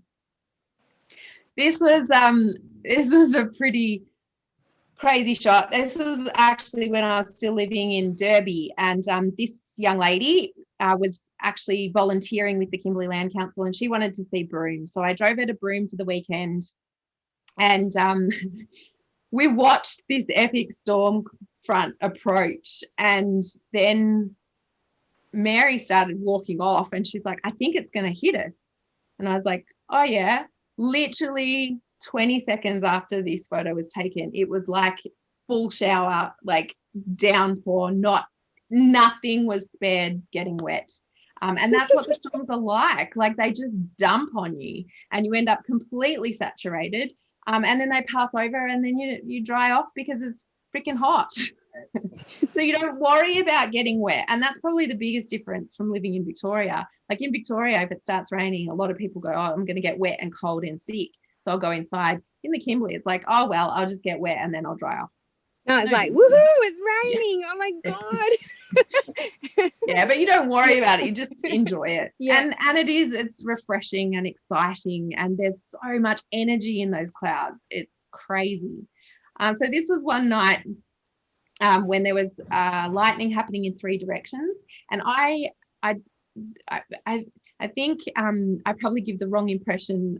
I'm not a great lightning photographer or anything like that. It's just that when the lightning is going off in the Kimberley, you can watch it. It just boom, boom, boom, boom, boom. It doesn't stop. So you can literally set your tripod up, point your camera in the right direction. If you take enough photos, you'll get a lightning shot. But what I was trying to get this particular night was the reflections of the lightning in the water and the shallow water and in the sand if I could. And so I was actually standing in the water with my tripod and lightning going off in 3 directions. And Banjo was really concerned. He was actually banging the backs of my legs with his head. He was like, I don't feel good here, Mum. Let's go. And then the wind changed. Actually, there's 2 shots from this night. So this is the other direction. So this is what's called Secret Beach. It's between Riddell Beach and Entrance Point, and I'm shooting towards Entrance Point. This one is shooting back towards Cable Beach. So the 2 different lightning cells were moving at the same time. And this one,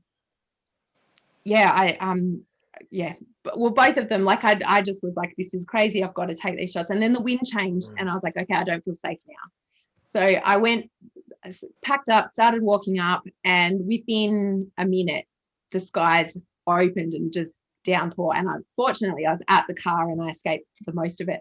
But it was probably about 2 weeks later that it hit the news that that poor fellow was walking the rim of Kings Canyon with his tripod and actually died when the lightning hit him. And so I will never do this again. I'm really glad I've got these shots, but it is incredibly dangerous to have your tripod, you know, out in the lightning like this. I think is really silly, actually. So there you go. Great photos, but don't do it yourself. Don't try this at home, kids. And I guess one of the things, like I mentioned to you about the market, you know, you just get asked, you know, I did this, I do you, and I got asked so often, do you have a camel's shot? And I got so sick of having to explain that it was such a tourist shot and I didn't want a camel's shot that I finally went out and got one. So this is my camel's shot.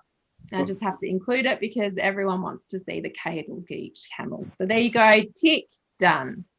All right, now up to Cape Leveque. Cape Leveque is stunning. The first time I went there, I said, I don't know who I'm marrying. I don't know when, I do now, but I didn't know. And I said, but I know where I want to go for my honeymoon, because Cape Leveque is just secret beach on steroids. It's unbelievable. So this is my shot. This is Tanya's shot. They're very different because it's different times of the year, but you can just see it's magic. Do you want to talk about this shot, Tan? Yeah, well, I guess I was again out with the Kimberley Land and Sea Rangers on my 12-week epic tour of the Kimberley, and and we were at Cable Beach, and a cyclone started to go past. And anyway, they were going, oh no, the road's going to be closed. And I'm going, wicked. And we were staying at the Cape Leveque eco tents, and it rained and it rained and it rained. But I had already planned that the tide was going to be low at sunset on this day. So perfect. Well, tide going out at sunset on this day, perfect, Cape Leveque. And we've got the pre-cyclone clouds coming through, and the cyclone sunsets are pretty epic. Didn't quite get the epic sunset, but anyway, this was one of the images that went in the Land and Sea Ranger book. But it's one of those places where you just kind of, you walk up the beach, and I don't know, like, I find these days, like, I'm not, like Mieke said, I'm not charging up and going, I'm going to get my Cape Leveque shot today, like, wicked.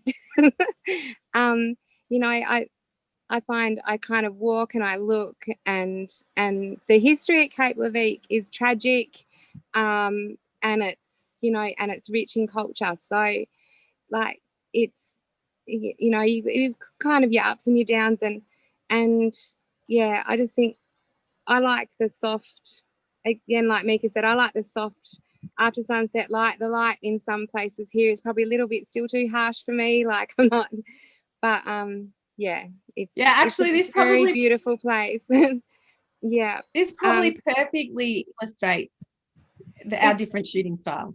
Well, it's so hard because, like, those colors are there, and red, as you know, just goes off gamut, and like, yeah, you just like the red is just so rich and real and deep, and it is like cadmium red. It's red, and you know, like, and it's so hard to handle, so you just choose not to handle it, and it is what it is. And yeah, it's an incredible place with a very tragic history, well, a very tragic white person history, and yeah, but well worth shooting and well worth planning.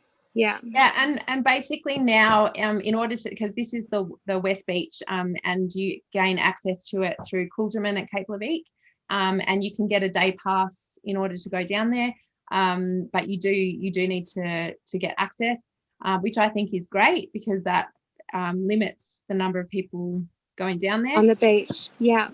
And I don't know if it's happened yet, Tan, but they definitely had plans to bitumen. It's done.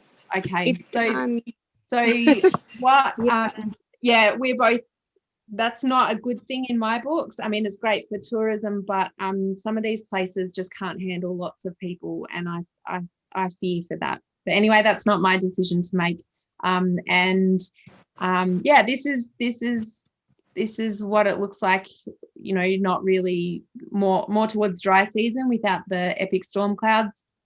And the trick is, as Tanya said, is the outgoing tide, because if you've got the pristine sand that people haven't walked all over, then you get these beautiful pristine looking beach.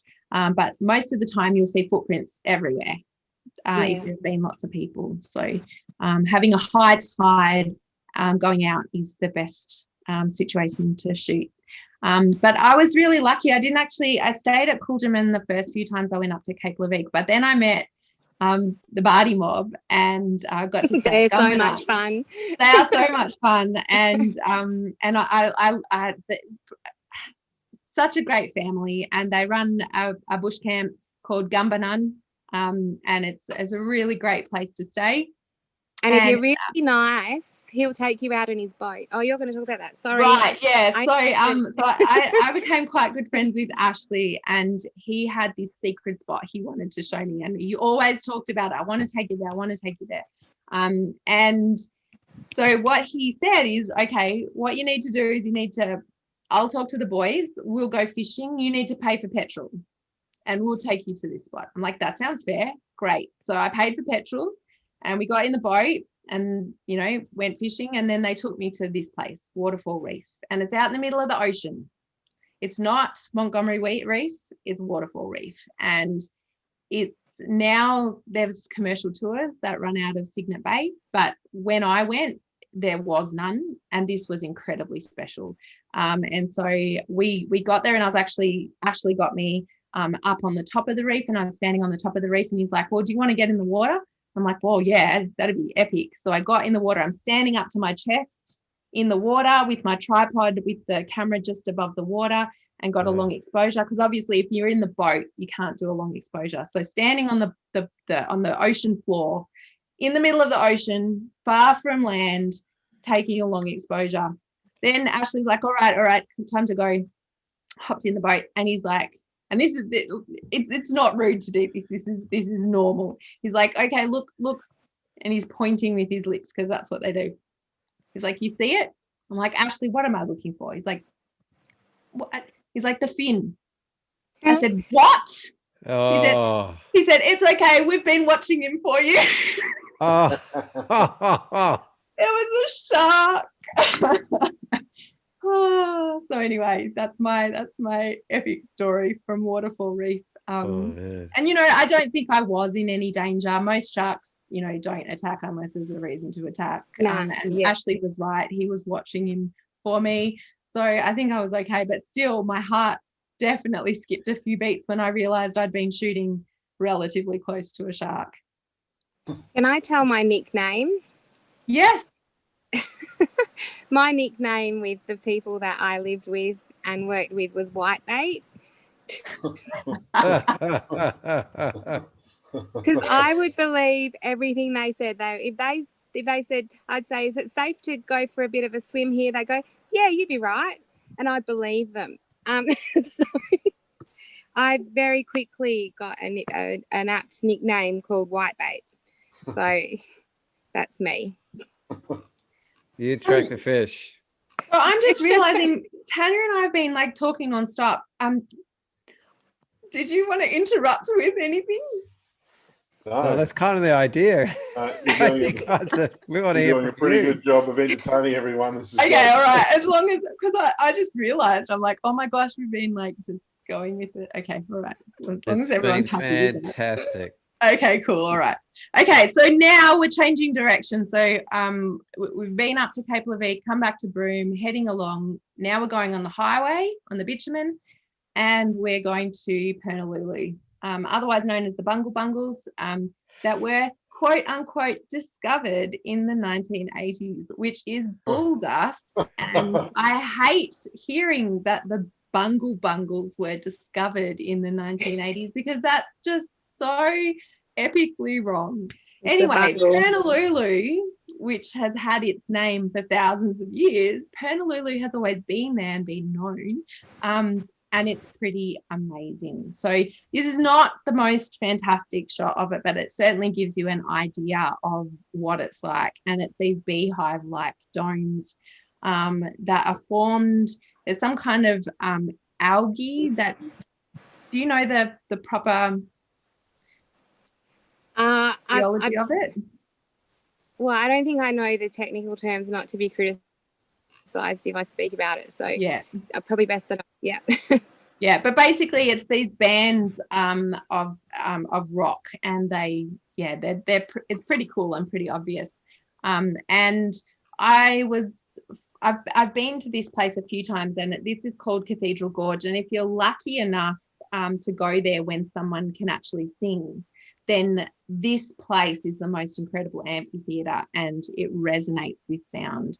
And I can only imagine what it must have been like when they had ceremony there, in this place. It must have been incredible. Well, I don't know that they did, but if they did, it must have been, pretty epic. But if you get there when someone's singing a bawdy pirate song or something like that, it's really not the same kind of atmosphere. So it's very much the luck of the draw, because most people can't resist the urge to make noise in this space. They have an opera there every year. Yeah. So I have to confess I've sung in there. Oh, have you, Lynn? I have indeed. Did you sing a bawdy pirate song? Did you sing? No, I think I started off with Jerusalem. Oh, nice. Wow. And, sort of people, gathered around, and some people joined in and others didn't. But the acoustics are just, you just have to sing in there. Yeah. Right, looks like I'm going then. Nick, Oh yeah, found your place, mate. That's right. You have an amazing voice. I've been lucky enough to hear Nick sing. Definitely put that one on your must-see list for sure. Done. Yeah, but yeah, it is a very spiritual place, and it's like walking into a cathedral at church. It really is. You get that same sense of awe and wonder and reverence. It's a very special spot. All right, now we're heading up a little bit further to Lake Argyle, which is really, Tanya knows this place much better than I do. But yeah, it's pretty epic there. Yeah. Well, I took this at the Lake Argyle Spillway. So in 2017, the spillway flowed. It doesn't flow every year, only flows when Lake Argyle obviously gets to the height of the spillway. So it lets the excess water out into Spillway Creek. So this year, 2017, spillway got pumping quite a few times. So I would go down there and shoot it over a few days. Again, I was shooting for big. So this is a stitch again of the hills going into Lake Argyle. And yeah, it's special when you can see the spillway, because normally it's just a trickle, if that, or just puddles of water. So yeah, Lake Argyle is a very special place. The drive in is jaw-droppingly beautiful. The drive around the back is jaw-droppingly beautiful as you head towards Argyle Station. There's some incredible springs that run into Lake Argyle. In the wet season, there's waterfalls that flow into Lake Argyle and flow in the hills behind it. There's some really magical spots, and I could put 1,000 pictures in here, and easily of of them, because I have spent morning after morning and night after night. The storms in the wet season coming over Lake Argyle are epic. The moisture that they pull out of that lake is insane. The lightning shows, the light, the reflections, the hills. I used to run workshops for locals, and we'd charter a boat onto the lake in the wet season, and it would just be so fantastic. And we'd go out into the middle and we'd wait for the storms to roll across, and it's so exciting, especially when you're with a group of new photographers. And yeah, the place is amazing. Again, a very, you know, dark and deep history, and yeah, it is a very beautiful place, and by all means, like, go there and explore and talk to the operators down there, and yeah, that is just incredible at night with, you know, end to end Milky Way, and in reflecting off the lake, and in the morning and the afternoon and the evening, and then flowing into the Ord River. It's just incredible. It is like big sky country. Yeah. And if you do go, not all the tour operators know the Mirawan Gadgerong story. So if you do go, seek it out. It is like, there's a very special story about the Argyle diamonds and the Barramundi dreaming, and it's these kind of stories we should be aware of. This was a big epic dam project, and yeah, there's lots of tricky bits about this, that I don't feel comfortable being on record to explain, but that's why I'm saying go and hear the stories, because it's worth knowing. But yeah, I don't feel I'm the right person to tell. Well, and I'll give you an insider tip, just because it's really important that you know the story about Barramundi dreaming. And the land that Barramundi dreaming is on is so incredibly beautiful and powerful. And there's a indigenous elder that allows people to stay on his block and runs tours out of there. And his name's Ted Hall. So if anyone's got a pen, please write it down and speak to Ted. He will welcome you to his country, and you will be able to go to places that you would never dream of seeing. And he will tell you the story, and he'll let you camp on his land. And once you have done his tour, and once he meets you, you will be his friend forever. So that's my big tip about Lake Argyle. Awesome. Did everyone write that down? I hope so. Well, Sarah posted a beautiful shot from there just this morning. On a gorgeous kind of pre-dawn shot. After driving out there, she loves it. And Pam Jennings just chimed in and said a big hi to you guys as well. Oh, Pam! Hi, Pam. Pam knows the Kimberley like the back of her hand too. She runs great photo tours up there.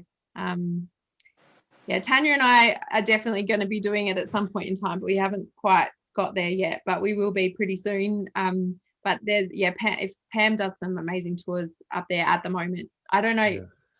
I can't talk to her, but I'm assuming that as long as COVID's under control, she'll be doing that.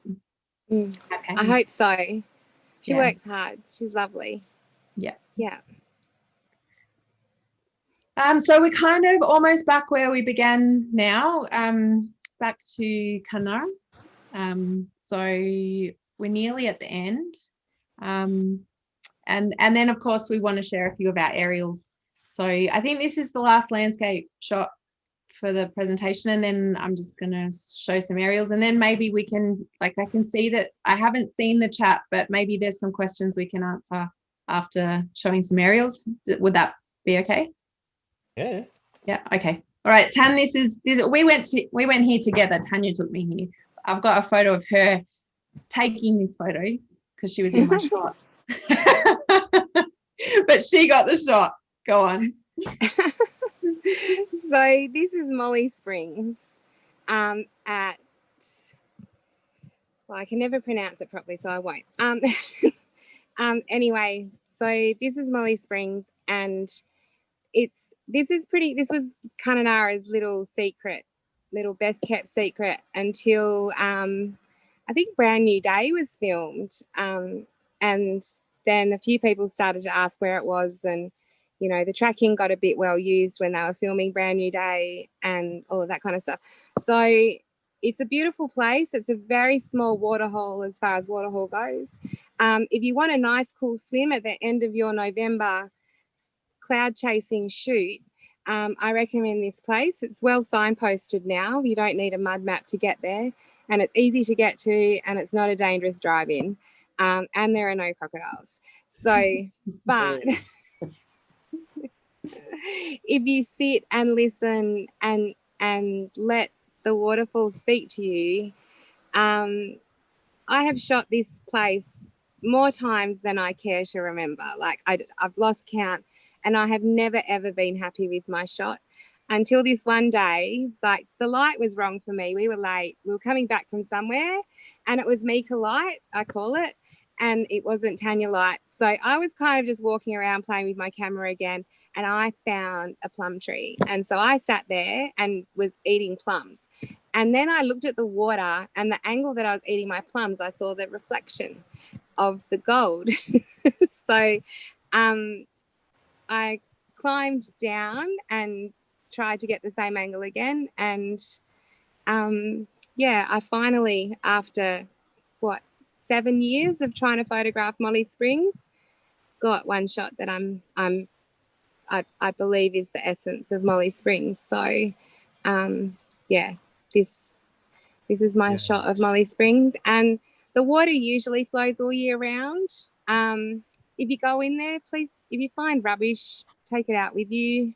It is a very special cultural site, and very lucky that the local native title holders allow people to go in there.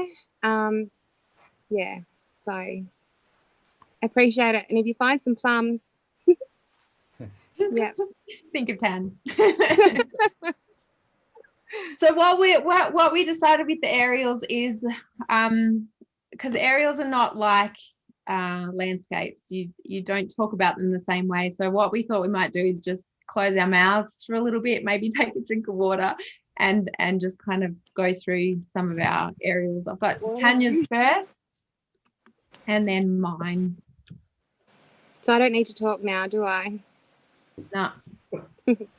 Oh wow! Well, we will. That's yeah, awesome. we'll do it for you. Oh.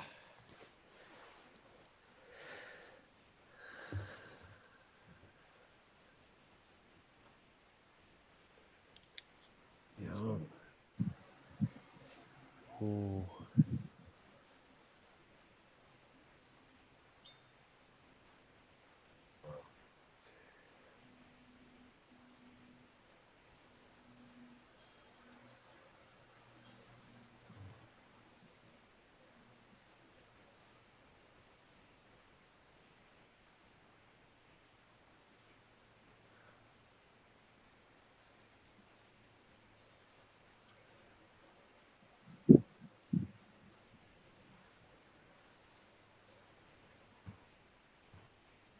You right there, Paul? You look a bit stunned, mate. It's the sound of awed silence. Like I'll try to get my tongue in my mouth. Oh, brilliant, Tanya. Absolutely Oh brilliant. my goodness. Oh wow. Oh, Oh gee. I lost all my photos of this place, Mieke. How? Gone forever. Are you serious? Yeah. Oh, that How makes did me you feel lose sick. them? Long story. This is your show.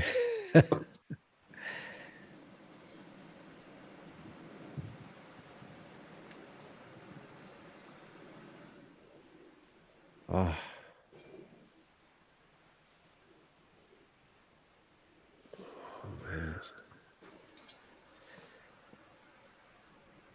All I can hear is you groaning, Paul. Oh my God. That was Sometimes from I our cream my first, pants. that was from Mieka's first aerial shoot. This was the first aerial I ever took. I was at that Home Valley shoot, and I will talk about it because I didn't have settings right on my camera, and aerials are tough if you don't know your camera very well. And this is the only shot that was relatively sharp. And if you're going to get one shot that's relatively sharp, it's pretty lucky to get this one. And yeah, the difference in mud color is because of, you know, it's inundated during the wet season, and then as it drains out, you get these, and as the tides come in and out, you get these rims around the, and then there's salt, and all these little things here are cow tracks trying to find water.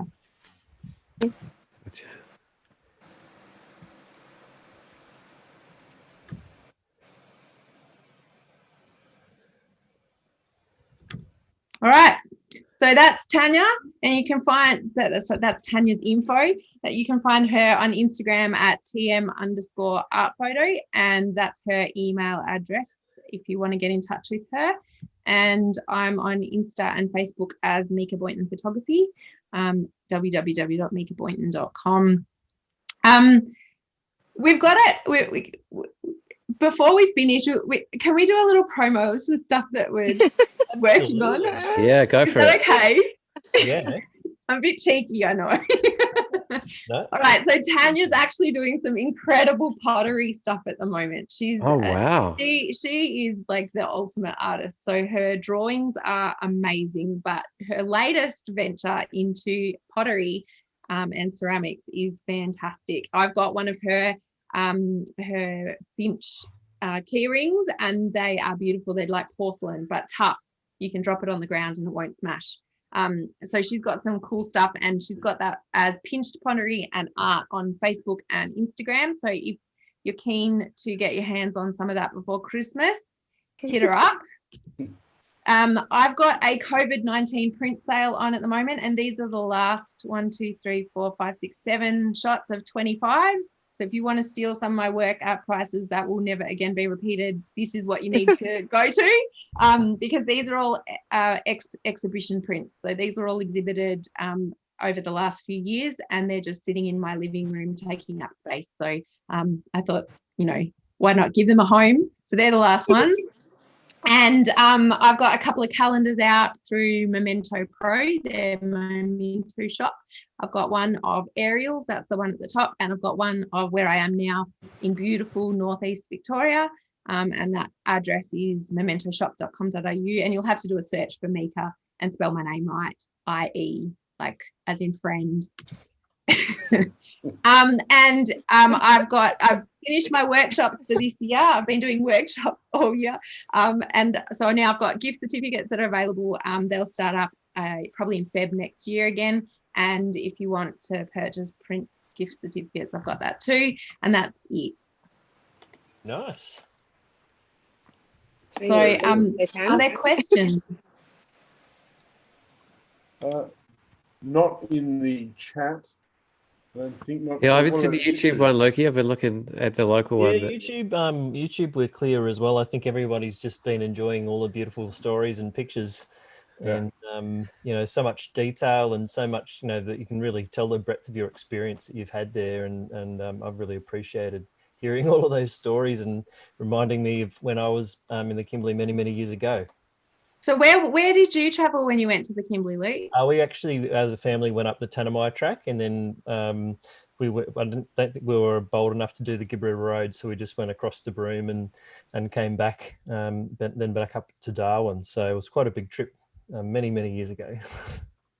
Yeah, I think the first thing I ever did in Australia was I was in Brisbane, and I was in an outdoor shop, and I saw an ad for a couple of guys driving up to the top of the Kimberleys and back, all the way through the different deserts on the way there and the way back. And they just wanted 2 people to split the gas money, and they were going to work in the communities, and they were male nurses. And I was like, oh my God, this sounds like a dream come true. So we jumped on this trip and made it all the way to the top of Gibb River Road.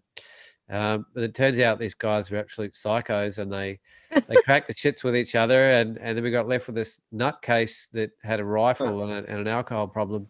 And it turns out they're both ex-military. And I remember being stuck at right at the end of the top of the Kimberley Road on the coast, and it was 44 degrees every day. You can't swim on risk of death. And this guy would be drunk by 9 a.m, shooting stuff with his camo army rifle with the local guys getting wasted. And he threatened to leave us there because it was pretty gnarly. So that was my first experience of Australia. And all I had was a cardboard point and shoot camera. And I took 12 photos along the Gibb River Road. That was my first photography in Australia. It was unforgettable, shall we say. And then they made a movie called Wolf Creek about it.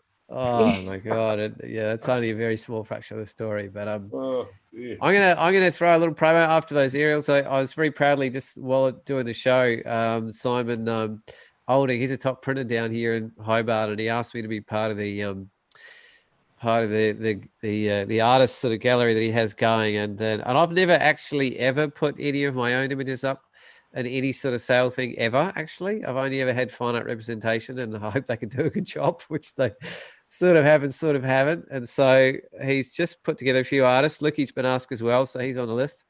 Grant Dixon's there, Rob Blake is there, and Sue Ellen Cook's on there. And just tonight, just literally an hour ago, just got released. I just stuck a link in there.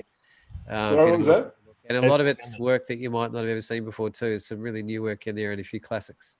There's only like 20 photos, but I'm not as proactive as Mieke and Leveque for getting my stuff out there for the rest of the world to enjoy it a bit more. Sound like me.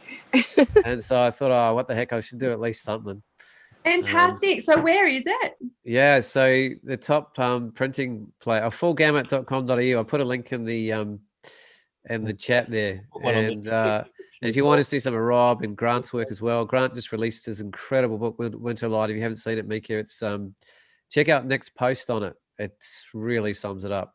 It's one of the most high caliber landscape books I've ever seen on this planet. It's unbelievable in terms of the print quality, and there'll never be a book like it.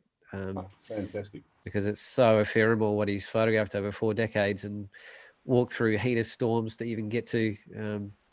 Yeah, he's a bit superhuman, but he hand delivered one last week, so I was a bit chuffed with that one, and Leveque too.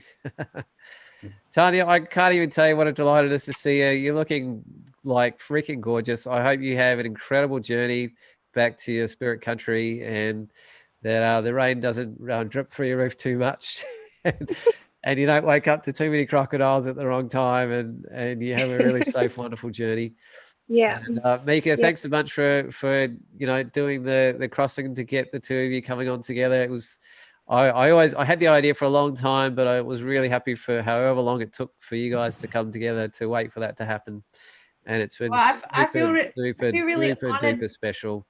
I feel really honored that you invited us, Paul, because there are many photographers in the Kimberley who have incredible work, and so I feel very humbled to be invited. Tanya, it's an obvious because she's never really far from the Kimberley, but me, the other side of Australia now. So I'm very grateful for the opportunity to share some of my stories and photos, and reminisce a bit with Tanya, because we're like opposite ends of the country now, so we certainly miss getting to shoot with each other. So this has been really, really, really enjoyable. Yeah, and we will be doing workshops. We were going to do some this year, but then COVID and everything happened, so soon. Yeah, I had one lined up for the West Kimberley as well. It's I've run a couple, mainly aerial ones up there. It's oh my god, won't even start. And I wasn't joking, Mieke. I lost all my photos from Broome. We have to do it again. I've got the JPEG previews left in my Lightroom, but that's it. Oh, no. So I saw JS Parker got up there at a neap low tide and shot Roebuck Bay. It's stunningly, it was beautiful to see what he got. And a shout out to Tim Raitt, who's listening tonight. If you haven't seen his latest gallery of work from a little bit further north and east, in the Darwin sort of area, that's a world class, absolutely world class what he just captured. Not jealous at all, Tim. Well done, Tim. But have a look. Nick, thanks for letting us go on a little bit longer and not getting grumpy, mate. We appreciate that. Yeah, sorry. Did we go over? No, Sorry. not 15 at all. minutes. So I'd go another hour doing this. So It's all right, I've only got fantastic. a better in how many hours? No one's watching. Sign of the best show ever. No one even knows what time it is. But that's what the Kimberley's like, you know. It was a magic show, ladies. It was just brilliant. You're entertaining. It was spot on. So thank you very much. Yeah, I really enjoyed hearing the passion and seeing, you know, how much that place really means to you guys. And, you know, that's what it's all about, I think, in terms of having that connection with the landscape and really being able to represent that in our pictures. And you guys know how to do that to a T, no problem there. So I don't know if we know what we're doing next week. We might even have our another show about Tasmania and maybe get a secret Nick Monk show that Nick doesn't know about yet. He's around. You won't be able to do it next week. Time. I won't be on next week. No. Nick. I have a very secret show coming up soon that hopefully works off. We're going to get our first American photographers on the show. So unfortunately, we can't do it live because it's literally 3:30 in the morning when our show starts. So we're deliberately doing our first probably recorded one. So over Christmas we can have a show up, or we might be taking it off to enjoy time with our families and friends. But I'm really excited about the idea of moving a bit more internationally. You know, we've had some photographers from Iceland and a number of photographers from New Zealand and photographers from all around Australia. But to move into the UK and America and Europe and different places will be really exciting to get a sense of that. And because kind of we've got to travel virtually now to those places, so we might as well use the technology to do that, I guess. But my soul is so connected in some way to the Kimberley. It's I don't know, if you spend a bit of time there and you've got any sense of open-heartedness, it can't help but move you. It's a harsh place, it's a tough place, and it's an incredible place, and it's a soul-moving place. And to have two of the best photographers in Australia share their stories and their work of the place is a damn privilege, and I've been looking forward to this for a long time actually, and have not been disappointed, and I'm even more inspired than I even thought I was going to be, which is saying a lot. So basically my freaking pants are on fire to get back up there. So thank you so much, ladies. Thank you, our wonderful audience tonight. We've got a lot of incredible comments coming through there as well, from absolutely everyone who's just quite blown away. So thank you for taking the time. Keep well, keep that beautiful friendship of yours alive, and that magnificent relationship you have with that country, you know, strong and alive through your work, by sharing it with us and everyone else. It's absolutely brilliant. With that, we'll sign out until next week. And if you're watching on YouTube, don't forget to like the video and subscribe. Helps for other people to see this awesome content that we're putting out. Share the love. Amazing guests that we have. And we'll see you again next week. Catch you later. Thank